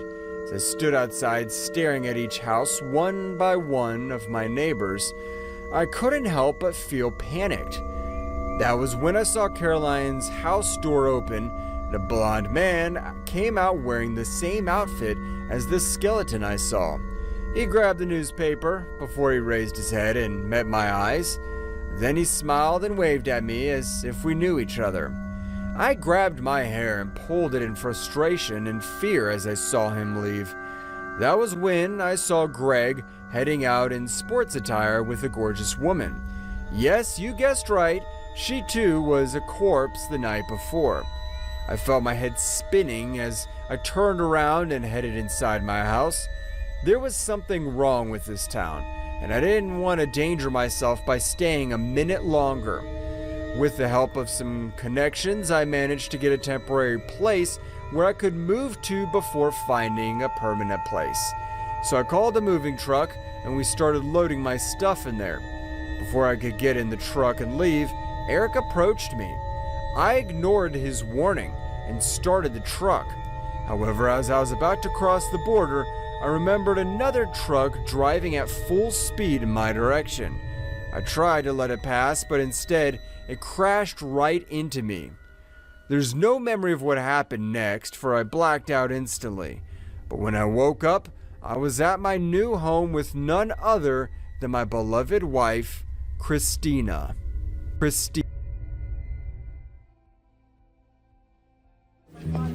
My name's Abigail, and I turned 17 just yesterday.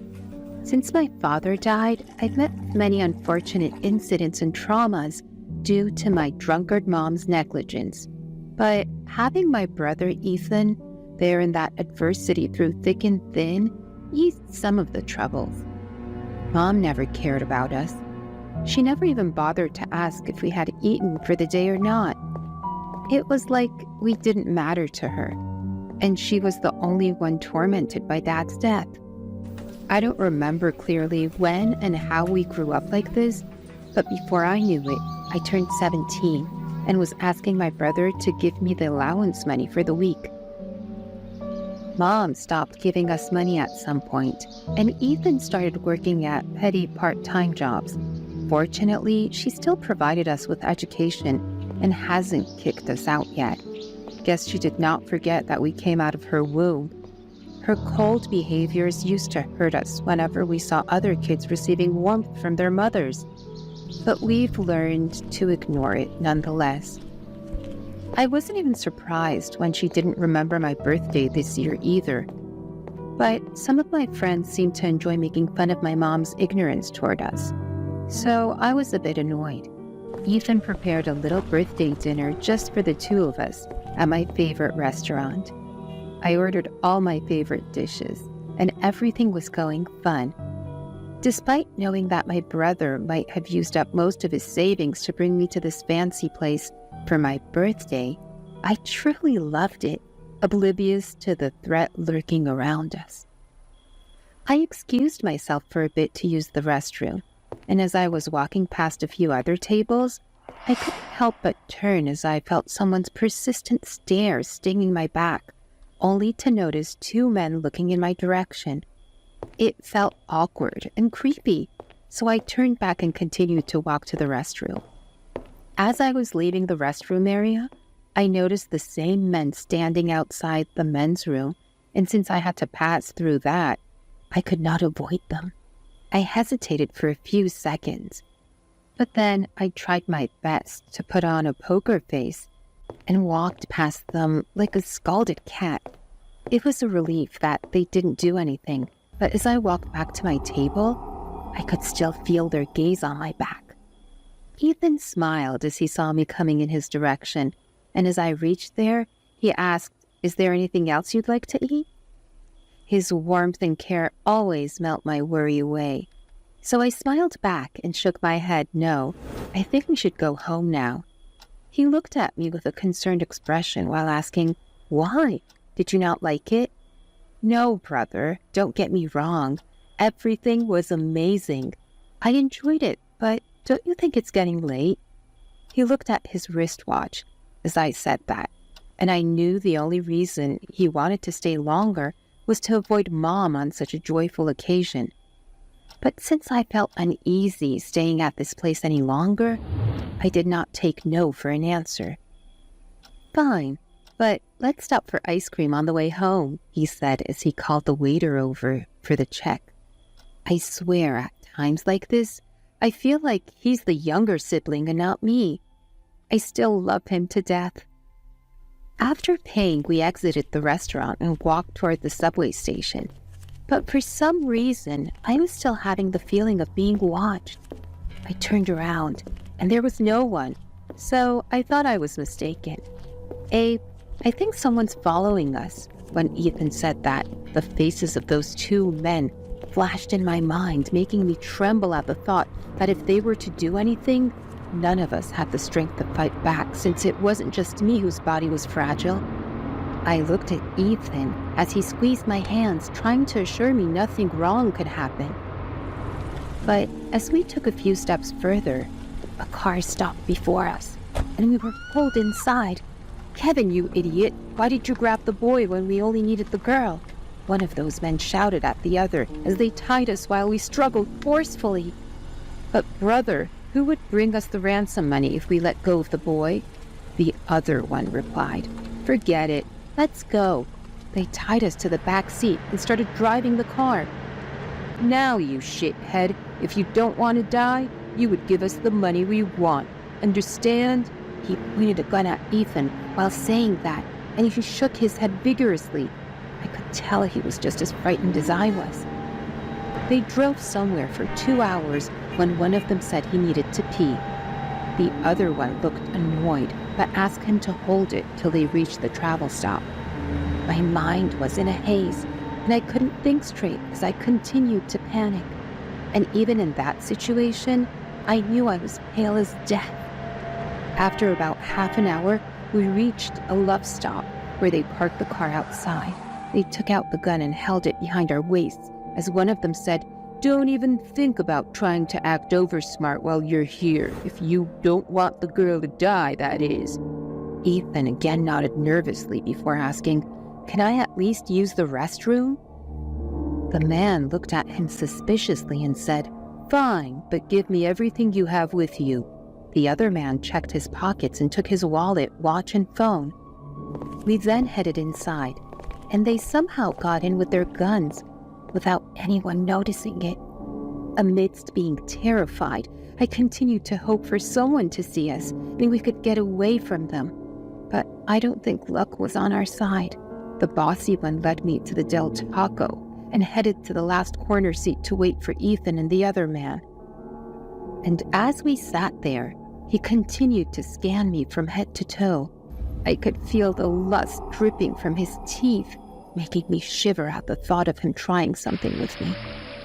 About 15 minutes later, the two of them returned. "Took you long enough. If we get caught, I will shoot you too," the man sitting with me said while gritting his teeth in annoyance. "It's not my fault, brother. He was taking a crap in there," he said as they sat on the table next to us, still sticking to our sides. That was when I noticed a man entering the Del Taco. He ordered something, then sat at a distance of 4 seats from us.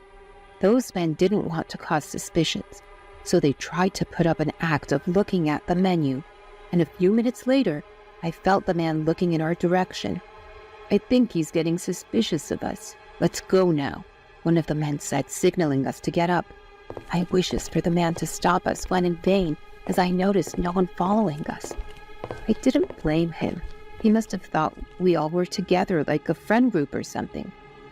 We were forced back inside the car, and this time they made me sit in the front with that man who was eyeing me like a hungry hyena, while Ethan was in the back seat at the gunpoint of the other man. I knew that even if either of us tried to fight back or struggle, they would be much quicker than us, so it was better than we do as they say until we get a chance to escape. And Ethan must be thinking the same. The only problem was that while I knew they wanted money, I had no idea what they planned to do with us and how they thought of getting it. If they gave Mom an anonymous call, she would tell them to do whatever they wanted with us instead of giving them the money. While I was thinking all this, the car stopped suddenly in the middle of nowhere. I turned to look at the man sitting next to me, but judging by his irritated expression, the engine must have turned off on its own. The man asked the Kevin guy to go and check what was going on, and as they went to check, he put his hand on my inner thigh with a disgusting grin on his face. I wanted to scream, but I was scared they might kill Ethan, so I continued to look ahead as tears formed in my eyes and started falling off on their own. His hands proceeded further up when a muffling sound made me flinch at the thought of something happening to Ethan. I pushed the guy with all my might, opened the car door, and ran outside to see. My sudden act took aback the guy, but he instantly got it together and ran after me, only to find me frozen at the sight of his fellow's body lying on the ground, while Ethan was nowhere to be seen. I didn't want to, but I still hesitantly turned to see the enraged look on that man's face as he stared at his brother's corpse. My mind kept telling me to run, so I ran, but he grabbed my hair in a matter of minutes. He pinned me down on the ground and ripped the lower hem of my dress. But before he could do anything else, I saw Ethan sneaking up on him and hitting his head with the bloody wrench he had. The man didn't seem to be fazed by that hit, but as he was about to turn, a couple of hits followed the first one, making him fall to the ground. I had never seen such a ghastly look on my brother's face as I saw blood splattering on his face and body while he punctured the man's head.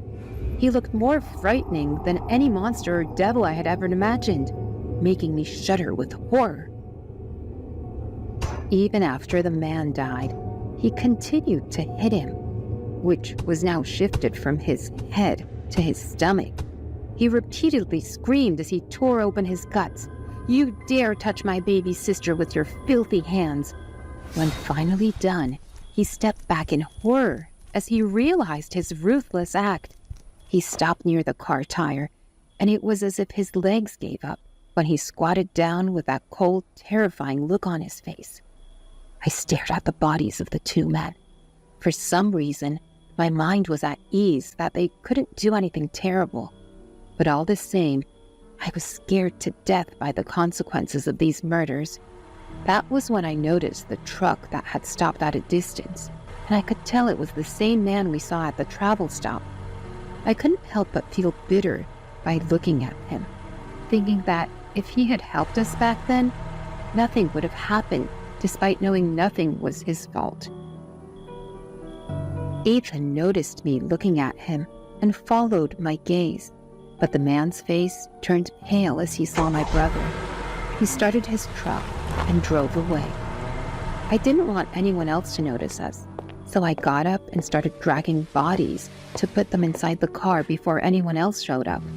Luckily, I found some water bottles inside their vehicle and a spare set of clothes, so I tried my best to wash off the blood on Ethan's body while he continued looking at me in a daze. I asked him to change while I thought of something to cover this up.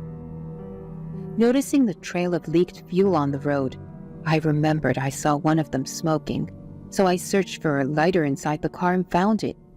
After setting the car on fire, we didn't look back and continued walking, hoping to hitchhike. We knew we would get caught eventually, and if any of the working security cameras captured us in the act, we would indeed get arrested. So once we reached home, we planned to grab our things and run away somewhere else. That is, if we don't get caught before then. My friend and I decided to go on a late-night drive to find this creepy cemetery one night.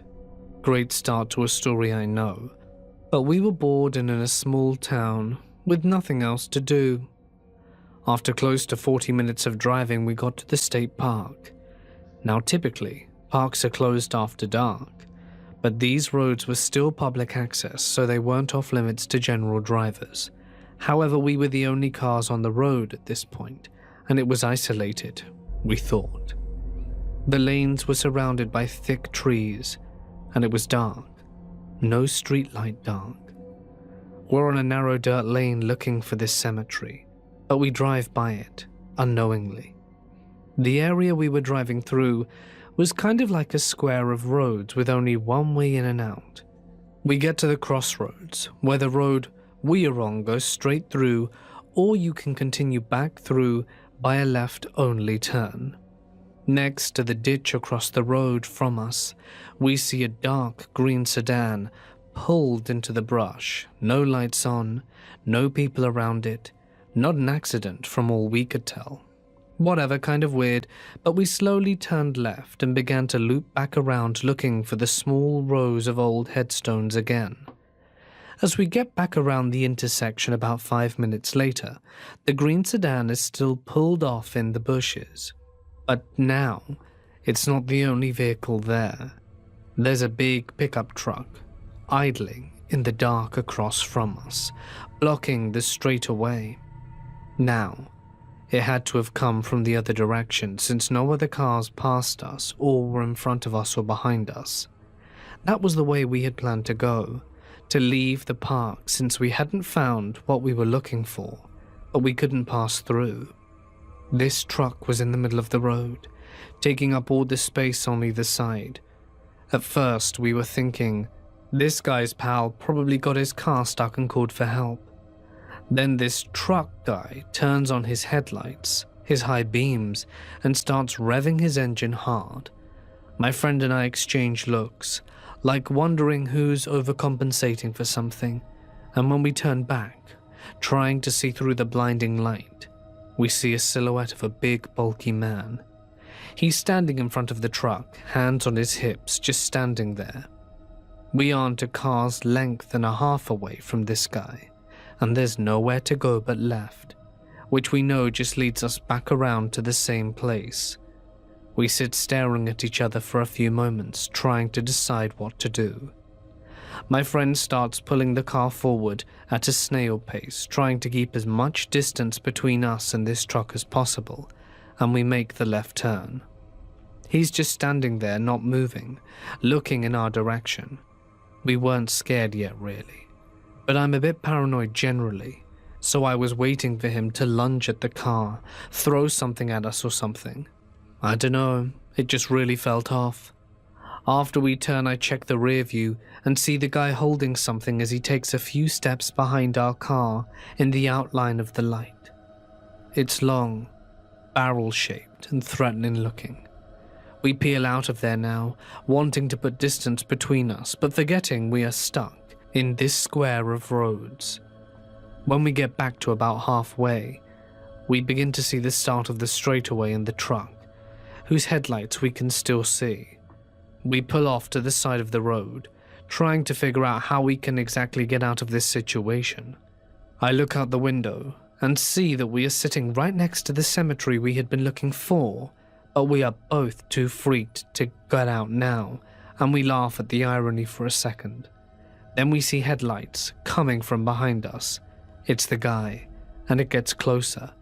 We see it's a white SUV, and it slows next to our car.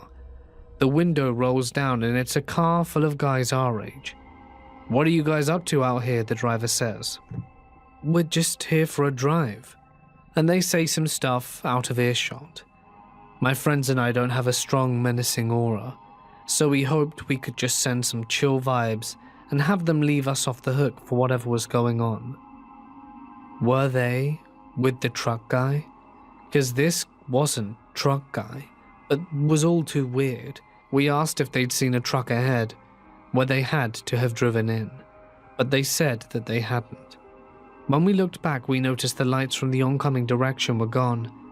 They laugh and pull away slowly, telling us to have a good night, and we pull back onto the road and take off for the exit, only looking out the windows long enough to notice that only the sedan was still there.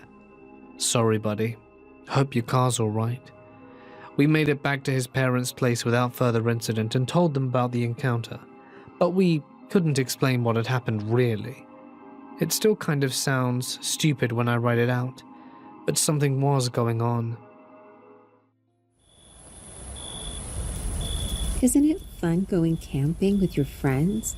The sheer joy of being surrounded by the twinkling stars, indulging in fun-filled activities, exchanging secrets, and narrating spine-chilling tales while gathered around a blazing campfire is unparalleled, right? However, what if all this takes a turn for the worse? What if your much-awaited outdoor excursion turns into a living nightmare? Allow me to recount my harrowing experience, where a camping trip with my friends transformed into a spine-tingling ordeal. 7 years ago, as we were cruising down the road in the convertible, Jack suddenly burst out laughing and drew our attention. "Hey, did you see that? Quan just swallowed a bug," he said, still laughing as if he had just delivered the best joke ever, while we all gave him a disapproving look. In response, Quan threw his backpack at Jack in annoyance, making him groan, while he said, "Hey, that's because of the speed of the convertible, you bastard," which made the rest of us laugh. "Why are you so offended? Don't you guys eat bugs for breakfast or something?" He jeered, thinking he was funny, which was only annoying. But Quan wasn't one to back down, and he responded with a sharp retort, "At least our parents are at the breakfast table, unlike yours." "Stop it, you guys. And Jack, you need to stop throwing insults as a joke." It was clear that Jack's sense of humor had gone too far, so I scolded him for his behavior. "Hey, men joke like that among each other. You're a girl, so you don't know," he said, pouting, feeling insulted by my actions. Henry, who had been quiet the whole time, finally spoke up. "I'm also a man, so how come I don't know about such jokes?" he asked, trying to diffuse the tension and lighten the mood. But Jack was already sulking and pouting, claiming that he was joking and we were being mean to him. We all knew his excuses were invalid, and we couldn't help but laugh while he glared at the road ahead with furrowed brows.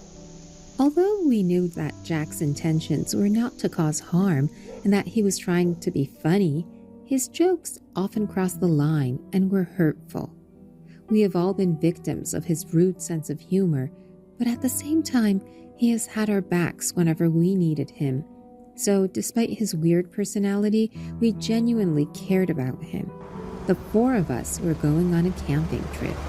There were supposed to be 5, but Claire canceled at the last minute, leaving me all alone with these goofs. Henry was the only person who seemed a bit reliable, not because he was my boyfriend, maybe a little because of that, but mostly because he acted more maturely than others when he needed to. We reached the campsite around 5 in the evening and set up our tents. Nobody else was around in that area except for us, which was fine since we would probably be louder than a truck horn. "So, who got the booze?" Jack asked, glancing in the direction of Quan. He pointed toward the car, and the two of them went to the car with arms locked to bring out the rest of the supplies. I could never understand these guys. Nearly an hour ago, they were like two negatively charged objects, but now they acted like long-lost brothers who had never quarreled.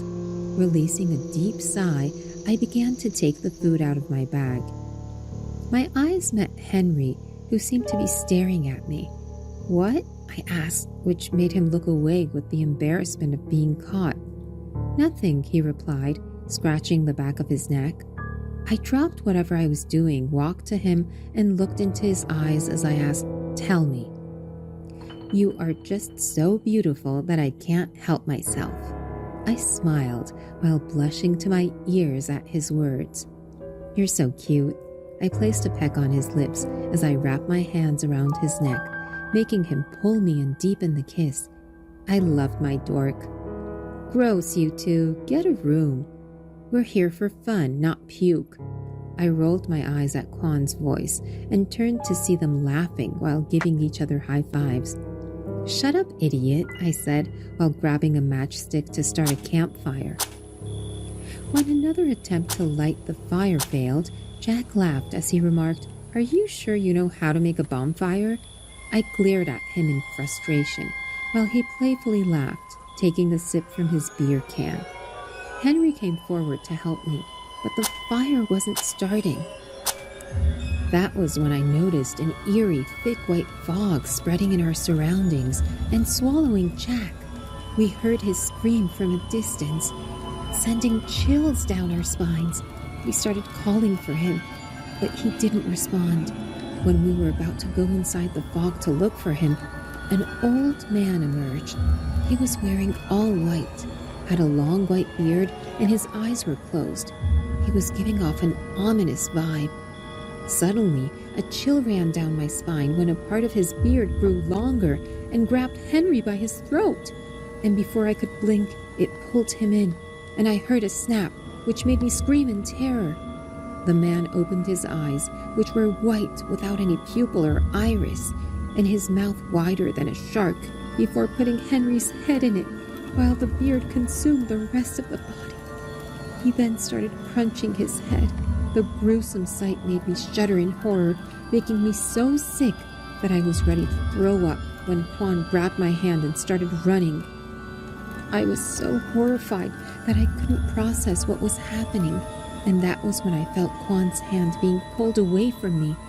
I turned to see a white beard wrapped around him. I didn't want to let him go too. So I grabbed his hands even tighter and started pulling, but instead, I was the one being pulled toward the man. I saw a single tear fall from his eyes as Quan pulled away his hand to let me escape. I couldn't help but scream his name as I saw him being consumed before I started running. I kept running and running without looking back until I found the highway. He didn't follow me for some reason, and I don't remember how, but I somehow managed to get to a police station and report everything. They seemed not to believe me, but they still assured me they would look for my friends. After getting to my apartment, I felt sick and couldn't eat or sleep for days. I even threw up multiple times. When I finally managed to sleep, I found myself getting chased by the same old man whose mouth was open, and he was this close to catching me when I woke up panting, covered in sweat. The police never found my friends, and after what happened to them, I know they never will. But despite being able to escape it that night, I'm still getting chased by him every time I close my eyes.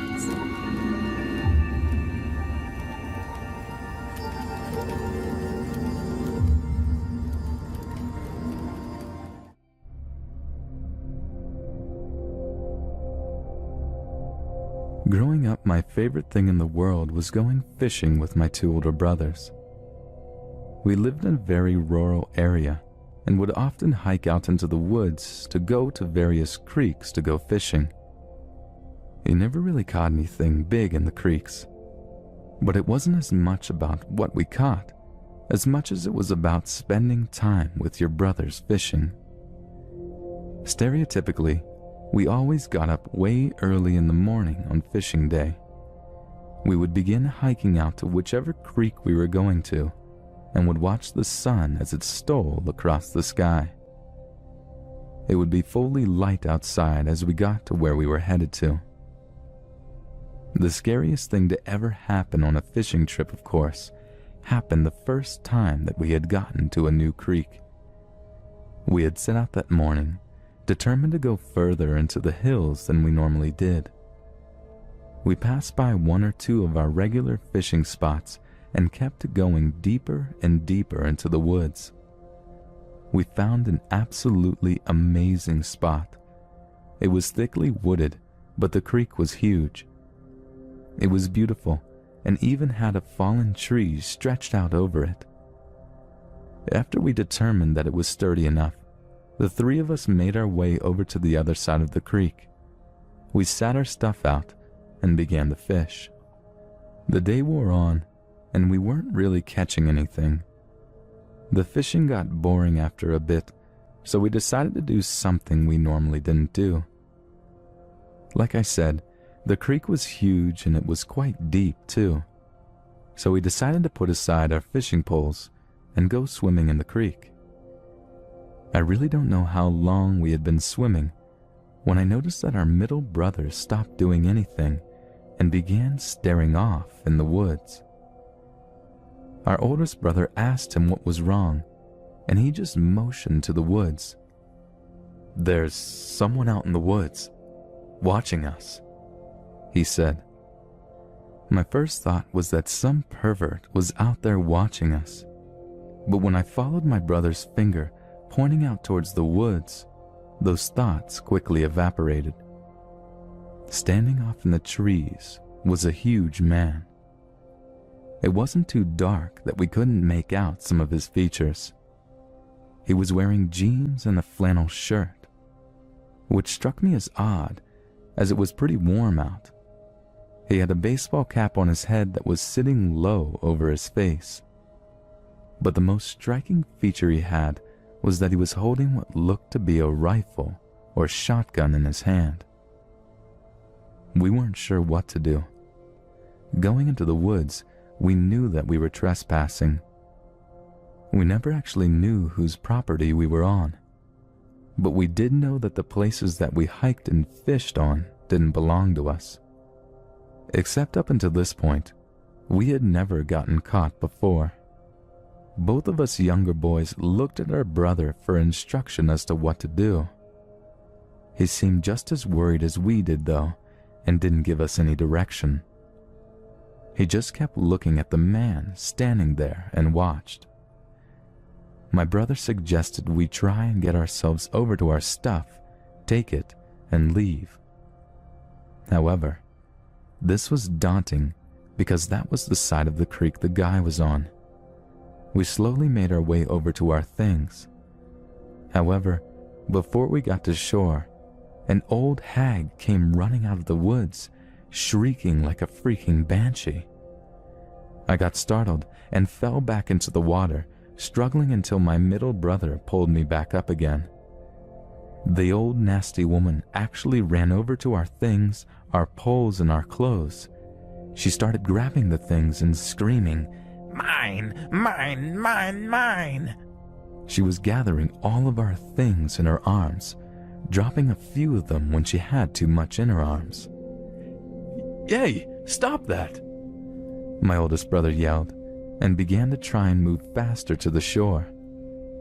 My middle brother reached out and put his hand on his shoulder and pointed back to the big guy in the woods. When we moved back towards the shore, he began moving closer, and he held the gun up as he walked. "Holy shit!" I distinctly remember yelling. "We're sorry we trespassed on your property," my middle brother shouted, but they didn't pay any attention to us. "He's not going to shoot us," my oldest brother said, and began moving towards the old hag to get his things.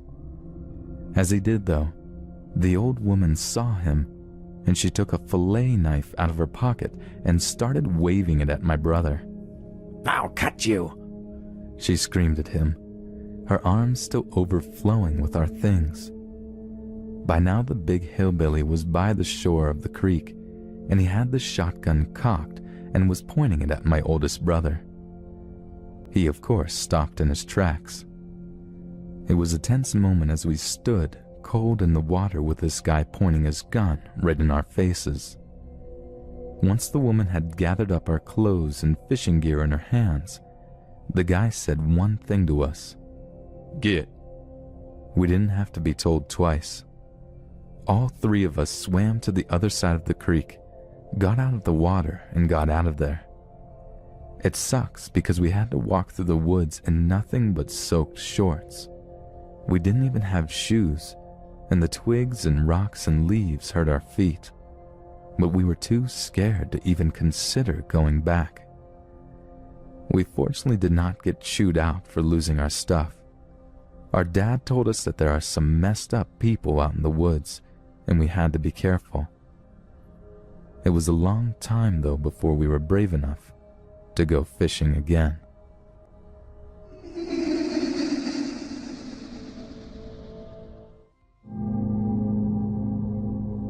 Born in Alberta, Canada in the late 1970s, a young Mark Twitchell dreamed of directing big-budget Hollywood blockbusters. It's only fitting that Mark was born around the same time as the first Star Wars movie was released, as the series became a lifelong passion of his. So much so that in 2007, he actually directed a feature-length fan fiction movie set in the Star Wars universe named Secrets of the Rebellion. The film depicts a series of events that occur just a few days prior to those of the original film, and also happens to include a cameo from Boba Fett actor Jeremy Bulloch.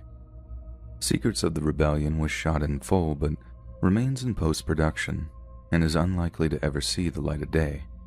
The same goes for another short film that Mark tried to make named House of Cards, a horror movie filmed entirely in an Edmonton garage he'd rented. Yet Mark's films are forever doomed to remain in the editing phase because, aside from filmmaking, Mark seemed to foster another passion. It was one that was not only considerably more sinister, but one that would result in him being sentenced to a minimum of 25 years in prison. About the same time that Mark was filming a short horror movie, a 38-year-old factory worker named Johnny Altinger was on top of the world.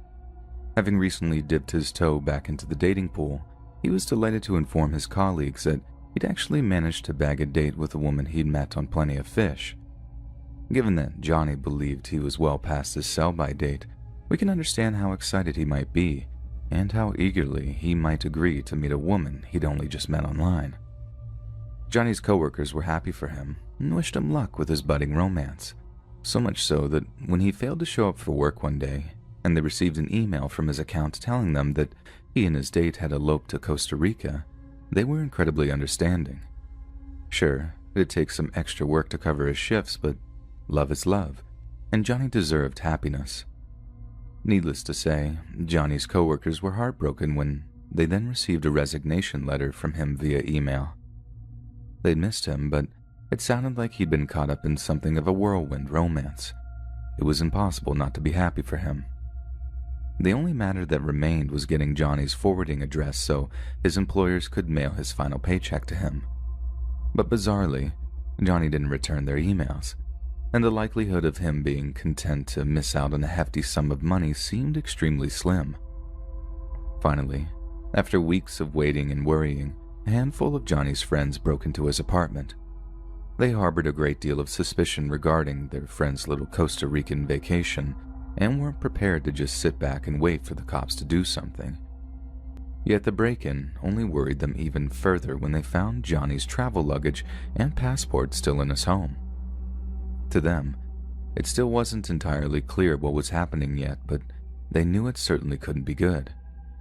Johnny's friends went straight to the Edmonton Police Service with their foreboding collection of evidence, and it wasn't long before a homicide investigation was officially launched. By chance, one of the individuals interviewed in relation to Johnny's disappearance was none other than our wannabe Spielberg, Mark Twitchell. It appeared that Johnny had sold his car to Mark at some point in the previous weeks, and this might prove a rather fruitful lead. Mark might well be able to provide them with an insight into Johnny's state of mind, perhaps even recall something Johnny said that might point them in the right direction. The police had no reason to believe that Twitchell was a potential suspect, but they also knew that there was no way Johnny was in Costa Rica, unless he had smuggled himself across the border. So, when Mark mentioned that Johnny had expressed a desire to take a vacation, the police immediately became suspicious. The inclusion of such an obviously false assertion was enough for the police to arrest Mark Twitchell on Halloween of 2008 as a suspect in the murder of Johnny Altinger. As part of their investigation of Twitchell's involvement in the disappearance, police seized and analyzed all of his electronic devices. They hoped to find an incriminating text message, a sinister search history, anything to prove it was Mark who was guilty of the murder. The chances of finding anything were slim, and even then, proving its implications would be another task entirely. So, we can only imagine the pure shock of law enforcement officials when they found a document on Mark's computer that was simply titled Serial Killer Confessions. The opening passage of Serial Killer Confessions read as follows. This story is based on true events. The names and events were altered slightly to protect the guilty. This is the story of my progression into becoming a serial killer. The document went on to present an account of its narrator's planning, failed first attempt, and successful second attempt to lure a man to his garage and murder him, with fake online dating profiles used as bait. It also described the process of dismembering the body and attempts to dispose of the remains. It was a thinly veiled attempt to fictionalize what had evidently been a very real murder, as the account was so horrifyingly detailed that it was quite obviously a retelling of Mark's own experiences of murdering Johnny. Slowly, the truth became horrifyingly clear. Johnny lost his life so that Mark might be able to author a better true crime story. At his trial, Mark attempted to fabricate the idea that he had murdered Johnny in self-defense, and that the serial killer confession document he had authored was merely a coincidence. Yet, he was hard-pressed to explain another document that law enforcement had recovered from his laptop, one which was titled A Profile of a Psychopath. Despite his own insistence to the contrary, the prosecution argued that it was Mark's attempt to deeply analyze his own bizarre behavior and personality. This second document also detailed how, in the days leading up to Johnny's disappearance, Mark had purchased knives, plastic sheeting, saw blades, and a meat cleaver, all in preparation for creating what was described as a kill room in the rented garage. But perhaps the most damning piece of evidence the jury heard was the plot of Mark's short horror movie, House of Cards. They were told that the movie centered around an unfaithful husband, one that was lured to a discreet location under the pretense he was meeting a woman from a dating website. However, once he arrived, he was attacked and killed by a masked man as punishment for his infidelities.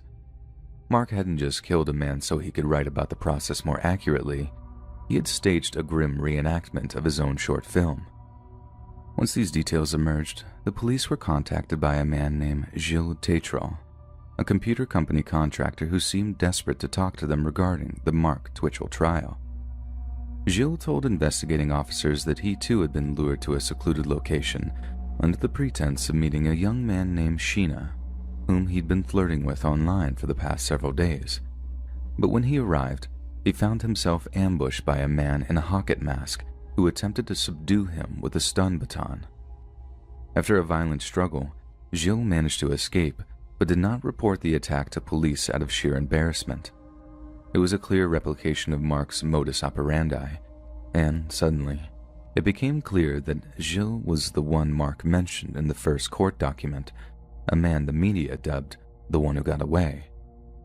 As the trial progressed, the prosecution slowly pieced together a picture of who Mark Twitchell really was, a violent, deranged psychopath who masqueraded as a filmmaker, using the art form to recreate violent fantasies that he would later delight in making a reality. The jury had no problem finding him guilty of first-degree murder, and in April of 2011, Mark was given the maximum sentence by Canadian law, life in prison with no parole eligibility for a minimum of 25 years. But even after his imprisonment, Grim details of Mark's fascination with murder and dismemberment continue to reach the ears of the public. Apparently, Mark's favorite TV show was Dexter, a series that chronicled the life of Dexter Morgan, a man with homicidal tendencies living a double life. He works as a forensic technician for the police department during the day, but after dark, he continues his work as one of Miami's most prolific serial killers. In May 2013, it was reported that Twitchell had purchased a television for his prison cell. Twitchell stated that he had caught up on every Dexter episode that he missed since he was arrested and convicted of first-degree murder. Word of Mark's love for the show was met with such revulsion by those that heard it that Dexter's lead actor, Michael C. Hall, was confronted with the news on a live radio show up in Canada. "I would hope that people's appreciation was more than some sort of fetishization with the kill scenes," he said. "And I wouldn't stop making Dexter because someone like Mark Twitchell was fascinated by it only in that way. I try to tell myself that their fixated nature would have done it one way or the other, but it seems that Dexter had something to do with it. It's genuinely horrifying." Perhaps Michael C. Hall is correct. Perhaps Mark Twitchell had fostered a fascination with the macabre, and that had long predated his love of Dexter and was bound to hurt someone sooner or later. But there's also little doubt that the violent imagery presented in shows like Dexter have a very particular effect on some people. They act as triggers, making people like Mark want to turn their darkest fantasies into violent, permanent realities. Phoenix Luna grew up in Tokyo's Tochigi Prefecture. He had a difficult upbringing and at one point was forced to live in a youth institution when his father abandoned his family and his mother could not afford to raise him. After graduating middle school, he gained work in the construction industry, but after a few years quit due to personal issues and ended up homeless on the streets of Tokyo. At just 20 years old, he was penniless and impoverished. But being young and good-looking, he managed to find work as a bar host at a joint called Fusion by Youth. For those that don't know, Tokyo's Kabukicho district is home to a number of bars and clubs known as Hatsuto Karubu. These are places where female customers pay for male company, who are known as bar hosts. Male hosts pour drinks for their clients and will often engage in flirtatious conversations. These conversations are generally lighthearted, and hosts tend to have a variety of entertainment skills, ranging from simple magic tricks to the ability to tell engaging stories. A host's age usually ranges from 18 to 27, and they will often take a stage name, usually taken from a favorite manga, film, or historical figure that describes their character or persona, hence why the young man in question is known here as Phoenix Luna, and not by his birth name, which he has kept a closely guarded secret. Men who become hosts are often those who either cannot find a white-collar job or are enticed by the prospect of high earnings through commission. It was these prospects that attracted Luna to the hosting scene, and the job saved him from a life of homelessness and destitution. But it was through his work as a bar host that Luna met a person that would change his life forever, a 21-year-old woman named Yuka Takaoka. Yuka was employed as the manager of a so-called girls' bar, the female equivalent of the kind of place Luna worked at. She worked long hours and found it very difficult to meet men she was actually attracted to, and found herself frequenting host bars since they revolved around a concept she understood all too well. This was how she met Luna, and upon meeting him in October of 2018, she was instantly smitten. Over the next 7 months, she cultivated a kind of relationship with him and became one of his regular customers. Luna made her feel special, often telling her that he liked her and that he wished to be with her. Hosts are generally forbidden from socializing with their clients outside of working hours, but Luna made an exception for Yuka. They often met at Yuka's 5th-floor apartment in Shinjuku Ward, where they shared food and watched movies, and after a few months of doing so, Yuka asked Luna if he would like to pursue an exclusive relationship with her. Luna replied that he would, but was taken aback when one of her conditions for doing so was that he quit hosting and find a regular job. She was adamant that he would have to stop flirting with other women, whether that be in a professional capacity or otherwise. This was something Luna could not adhere to. He enjoyed his work, and considered his fellow hosts as a kind of surrogate family. Reluctantly, he was forced to decline Yuka's offer, but told her they could continue to see each other if that was something she wanted. Yuka was heartbroken. She adored Luna and became increasingly depressed as a result of his rejection. This depression morphed into jealousy and thoughts of taking her own life, and eventually, Yuka hatched a plan for the pair to be together forever. On May the 23rd, 2019, Yuka asked Luna to meet her at her apartment to assist with some cleaning work. They agreed to meet at around noon, but due to work commitments, Luna was delayed by around 3 hours. By the time he arrived, he was exhausted and told Yuka that he would like to take a nap before they commenced the cleaning work. Luna took a quick bath and then climbed into bed with Yuka, where he fell asleep in her arms. He awoke a short time later with an intense pain in his stomach. At first, Luna thought he was suffering from stomach cramps after eating bad food, but when he looked down, he saw the bed sheets were soaked with blood. That's when he saw a large kitchen knife buried into his gut. Turning to see Yuka standing over him, her eyes wide with feverish anger. Coursing with adrenaline, Luna leapt from the bed and ran from the apartment to escape his obsessive attacker and to seek medical help. But Yuka gave chase. Luna managed to fight her off as they reached the building's elevator, but had lost so much blood by the time he reached the lobby that he collapsed to the floor and passed out. But before he lost consciousness, Luna saw Yuka kneeling over his body. "Please don't kill me," he begged. "I like you." Yuka smiled, and the world went black. Police soon received a call that a man had been stabbed in an apartment complex in Shinjuku. They arrived shortly afterward to find the unconscious Luna with Yuka sitting by his body, covered in his blood and smoking a cigarette. A photograph was taken of this scene, which quickly circulated online, a photograph that is still remarkably easy to obtain via Google image searches. Yuka was quickly arrested, putting up no resistance, and showed absolutely no remorse for her actions. In fact, there is another photograph of Yuka that was taken while she was sitting in the back of the police car after she'd been arrested. A huge, excited smile is etched across her face, which is extremely disturbing given that she had recently almost disemboweled someone she claimed to love so much. When police questioned her motives for the crime, Yuka told them, "Since I loved him so much, I just couldn't help it. I was sad and seeking to die and thought how I would like to go about it," she said. "I thought I would kill him because I thought that was how I could be with him. I thought that expressions such as 'I like you' and 'I'd like to be with you' would become a reality if we both die. I did not want to go anywhere, so I sat down at the outside staircase. I didn't call emergency services because I intended to end my own life after watching him die from the stabbing." In the aftermath of the stabbing, social media users all over the world fixated over her behavior, especially those with an interest in the Japanese concept of yandere, a name used to describe obsessive, jealous female lovers. Those with an interest in the phenomenon shared Yuka's Instagram account, one where she posted images of her dressed as various anime characters, which attracted all kinds of unsavory male attention from those who idolized her good looks and painfully overlooked her murderous psychopathology. Some even said she was too beautiful to be an attempted murder suspect. Luna had lost so much blood in the incident that it took him 5 whole days to regain consciousness in a nearby hospital. Doctors have him a mere 1 in 5 chance at recovery when he had first arrived, but somehow he had beaten the odds and pulled through after a series of surgeries to repair the catastrophic damage done to his internal organs.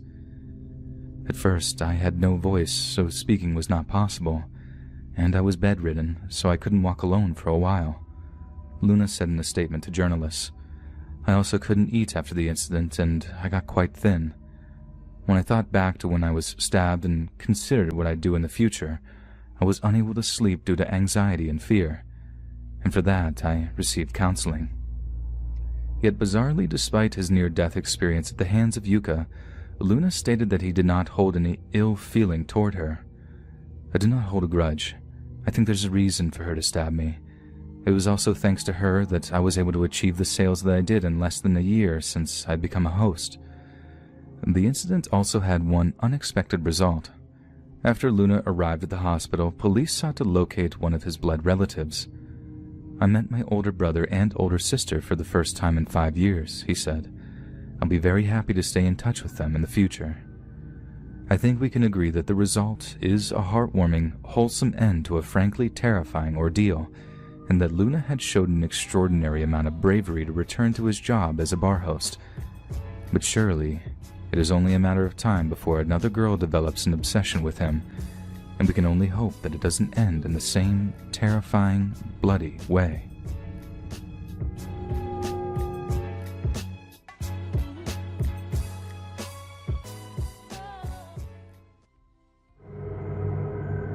This incident happened to me about 6 years ago when I was returning from my office.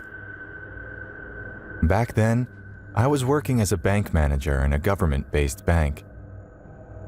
I was happy with my job, and everything was going swimmingly until that day.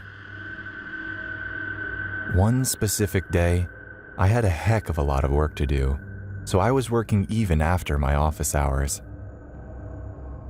That day, I worked till 10 p.m. until everything was finished. After that, I packed my stuff and left the office. I always preferred using public transport, so I went to the bus stop, which was near my office, and waited for the bus to arrive. I kept on waiting for a continuous half an hour, but no bus or other transport seemed to pass through that route since it was already 11 p.m. I thought maybe today I had to book a cab as I was already late, and I didn't want to be late anymore. I was booking a cab when I noticed the bus coming in front of me. I was happy since I was not expecting any public transport buses to come at this late hour. I kept my phone in my pocket and boarded the bus. I went in and sat on the last corner seat. I could see the conductor, but since I could book the ticket online, I didn't go to him and booked the ticket on my own. I was continuously looking at the conductor so that I could show him that I had booked the ticket, but he wasn't looking at me and was continuously looking in front. I had already booked the ticket, so I had no worries. So I sat there as I was exhausted from all the extra work. I closed my eyes, and within a minute, I fell asleep. I was tired, so I didn't notice that I slept for a continuous half an hour. When I woke up, I found my bus standing in an unknown area, totally covered with silence. Everyone in the bus was sitting silently, without saying anything. The weird thing was that they all were looking directly in front, including the conductor, and were not moving at all. I was alone there, moving my body, and looked shocked after seeing my bus standing at such a weird place. I wanted to go out, but the doors of the bus were closed and could only be opened by the driver. I stood up from my seat and went to the conductor to ask him why the bus was standing there and which area was that. I was sure that I had not been to this route before. I went to him and asked him about this, but he didn't listen to me. He kept on looking in front without moving. This was a little strange for me. Soon, I noticed that he was not even blinking his eyes. No human alive could do that for that much time. No, his silent posture was scaring me. I went back to my seat, but as soon as I turned back, I noticed a lady sitting beside me. Honestly, I didn't see her coming in and sitting beside me. I was terrified and was shaking. I just sat beside her and looked at her. She was also gazing in front, without moving, and like the conductor, even she was not blinking her eyes. I offered her a smile, but she didn't smile back. I was feeling uncomfortable in the bus, as no voice was there, no one was talking, even in the very dim light of the moving bus. He felt something sticky in the seat. I looked at my hand and found that my hand was all covered in blood. I screamed with fear, and I saw the lady was bleeding profusely. I was shocked that she was bleeding that much, and even then, she was sitting there so calmly and wasn't even reacting. She started to stare at me, and out of fear, I ran towards the conductor of the bus. I was looking at the lady and explaining the whole situation to the conductor, and I was surprised to death when I looked at his face. He was also bleeding heavily from his head. I jumped to the other seat in fear, and soon I found that everyone there was in the same condition. I started to think that I was in hell. Before I could say anything, the conductor told me, "Sir, don't worry about seeing our blood. We all are dead." That scene was the scariest of all. After this, I ran to the door and started pulling it to open it. Suddenly, the door opened and I was out of the bus. I started running on the road without thinking about the direction, but soon I was hit by an invisible thing and fainted. I don't know what happened after that, but when I opened my eyes, I was in a hospital. Later, I found out that a cop who was passing through that route found me in that condition and took me to the hospital. The cop came and asked me what I was doing there. I told him everything, but he thought that I was drunk or something and didn't believe me. He asked me to take care of myself and left from there. After that day, I didn't tell this incident to anyone because I knew that no one would believe me. But I can never forget that incident ever in my life.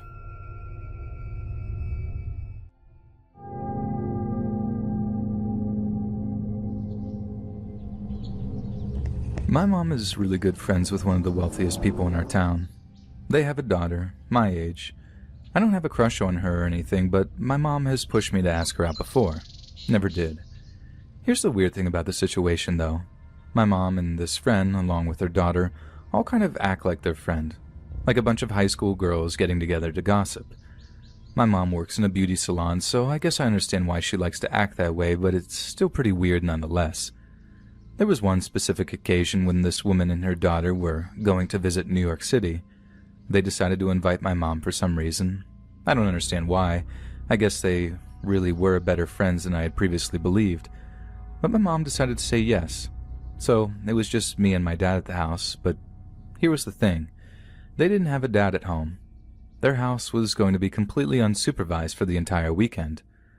I was in my early 20s at the time, so I guess they thought it would be a good idea to ask if I would watch the house for them, which I agreed to do.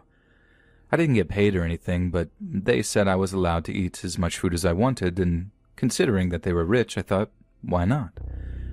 This also gave me an opportunity to write some short stories.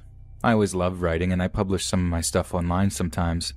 I think it was that Friday night when I was watching their house. They told me that they had 2 cats, but they were really scared of strangers, and I was probably not going to see either one of them the entire night. It didn't bother me. I just had to make sure that they had food and water, which they did. I was chilling at the kitchen table, pounding the keys on my laptop on my latest story, when, all of a sudden, I saw something out of the corner of my eye. I looked up from my computer to notice the ugliest cat I've ever seen in my life. Just imagine a hairless cat, but also morbidly obese and cross-eyed. It was honestly the strangest thing I've ever seen. Any one of those traits individually would have made a cat kind of cute, but seeing all of them thrown together in one pitiful excuse for a pet almost made me want to bust a gut laughing. I felt kind of bad for laughing so hard at this girl's cat, but it's not like I hurt it or anything. That had been a good break from writing, but then I got back into it. I remember being in the middle of writing a really interesting scene. This ghost was abducting the protagonist of the story. It's kind of a psychological thriller with a little bit of paranormal thrown in there. It's very spiritual and weird. I'm kind of a weird person. But that scene still sticks with me because as I'm writing it, I noticed something outside. There was a man in a hooded sweatshirt walking around. I sat at the kitchen table, stunned. I didn't know what to do. I felt the adrenaline burst through my veins. Fight or flight. Well, I figured that my car was outside, so running wasn't going to do me much good. And after a minute of rationalizing the situation, I had no proof that this person was out to do anything bad. For all I knew, this could have been a jogger. I got up close to one of the windows to watch this man. He seemed to be sneaking around. He wasn't coming toward the house I was in, so I figured that I was at least safe for the moment. But then I noticed him looking into the window of the house across the street. I can only assume that he was checking houses to see if people were home or not. Must have been an actual burglar. Just show up in the wealthy neighborhood and see who isn't home. I don't know why he would do it at night, though. Looks as suspicious as he did. We live in a gun state, after all. And after a few minutes went by, and I could tell that there were people at home at the house he was checking out. By the time he realized, I noticed him do a 180. He was walking in my direction now. I was about to be face to face with this man. I saw him walking across the street and I immediately started to panic. I called the police as fast as I could and told them the situation, but they said it would be about 20 minutes before anyone could be here. I ran up to the attic to hide. I locked the door behind me. In retrospect, this was my biggest mistake. I should have turned on a bunch of lights and made it obvious that someone was here. I'm good at thinking, just not in the moment. The house must have looked uninhabited by the time I had gotten up to the attic. This made the house the perfect place to burglarize and steal everything. I was in the attic for about 10 minutes when I heard a window breaking downstairs. He was in the house. My heartbeat was inside of my forehead. He walked around the house for a few minutes. Thud. Thud. I heard the humongous boots marching across the wooden floors. He explored the house for a good while. I was really beginning to wonder where the police were. Typical. I heard him get close to the attic entrance, and that was the moment that pushed me over the edge. I started screaming at the top of my lungs that I had a gun. I told him that I was going to shoot his head off if he didn't leave the house immediately.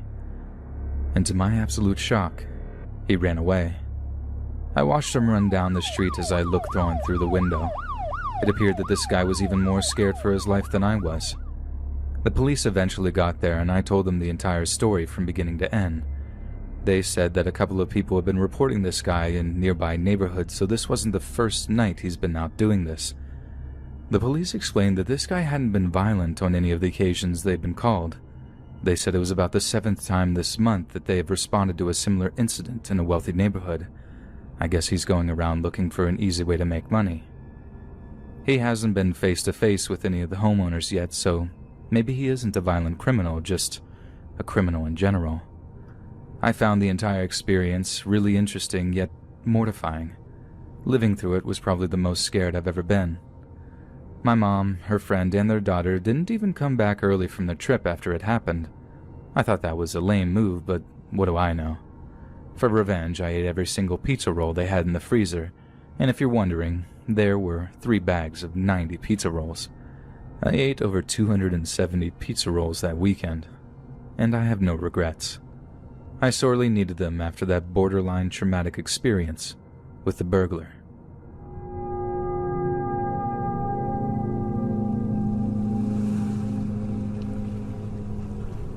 In late June of 2014, a 28-year-old German man by the name of Lars Mittag took a vacation to the Bulgarian seaside resort of Golden Sands. Popular with tourists from all over Europe, Golden Sands is a major resort town on the northern Bulgarian Black Sea coast, adjacent to a national park of the same name in the municipality of Varna. Located just over 15 kilometers north of downtown Varna, It is virtually connected to the city by a continuous swath of resorts and villa communities. On the 6th of July, Lars and his group of friends found themselves in a disagreement with another group of young German men in a local bar. Lars and his companions were fans of the German football team Werder Bremen, while the opposing group were Bayern Munich supporters. There was a rather high-profile rivalry between the two football clubs, and the playful disagreement soon descended into a violent confrontation when one member of each group began pushing and shoving each other. The fight between the two of them quickly became a full-on bar brawl between the two groups. Chairs and bottles were thrown, pool cues were used as weapons, and in the fray, Mittank suffered a ruptured eardrum from a particularly vicious strike. Mittank was forced to visit the local doctor to have his head examined. It was discovered that the injury was a particularly nasty one that came with a rather high risk of internal infection. So the doctor prescribed a course of the antibiotic cefuroxime and advised Lars not to fly for the next couple of weeks, as it would risk seriously exacerbating the injury and cause a grievous amount of pain. He would also require another examination at the Bulgarian hospital in the coming weeks in order to ensure the wound was properly on the mend. So, Lars stayed in Bulgaria while his friends drove to the airport and flew back to Germany. He took a taxi back to the Hotel Color Varna, making reservations that would cover his recuperation period, then tried to spend the next few days relaxing and healing from his particularly nasty wound. But just a day after his friends left him behind in Bulgaria, Lars began to act very oddly indeed. His bizarre and erratic behavior was captured by the hotel's closed-circuit television security cameras. He ran around the hotel, looking over his shoulder, accusing staff and guests alike of plotting against him. A few of those encounters almost turned violent, and on more than one occasion, the hotel staff threatened to call the police. Finally, once Lars's behavior had become unbearable, the hotel staff asked him to gather his belongings and leave, as such violent outbursts were strictly against hotel policy and could no longer be tolerated. But before he checked out of the hotel, Lars made a call to his mother back in Germany. She later stated that he seemed extremely upset, and told her in hushed tones that 4 German men, possibly the same his friend group fought with in the bar that day, were coming to kill him. He told her that he had made a significant withdrawal of cash to live off of and that she should cancel his credit cards. When she asked why, Lars told her that the men could use them to track his movements. Where he got such an idea is a mystery, but he seemed very, very insistent that this was the case. We know that on the 8th of July, Lars Mittank traveled to Varna Airport in an attempt to travel back home to Germany, against the doctor's wishes. He attempted to purchase a ticket on a flight back home, but after looking around the airport and apparently seeing something, became so flustered and frightened that he abandoned the attempt altogether. Lars then sought out a medical services area of the airport, although it is clear that he did not ask for any medical attention and would not tell those inside why he wished to remain there. They later confirmed that he seemed jumpy and paranoid, as if though he was hiding from someone that was hunting him. About 45 minutes after originally taking shelter in the medical services area, the airport's CCTV cameras capture some kind of construction worker making their way over to the medical area. This seems to have triggered Lars into rushing out of the airport, having abandoned his backpack and luggage altogether. More CCTV footage shows Lars running across a 2-lane highway, dodging speeding vehicles as he does so before reaching a large fence. Lars scaled the fence with frightening strength and speed, then sprints full pelt across a meadow before disappearing into a field of sunflowers with a set of deep woods beyond them. Police investigated the incident thoroughly but found no evidence that Lars was being followed by anyone. They even contacted the group Lars's friends had fought with, but they all had alibis that confirmed that they were nowhere near the airport on the day of Lars' disappearance. Many theories about what happened are all over the internet. Some theories believe that he was being used as a drug mule. Some believe that he suffered a psychotic episode. Only 2 things are completely certain regarding this behavior and unexplainable incident. The first is that Lars did not suffer from any form of mental illness. The second is that Lars was never seen again, anywhere, or by anyone.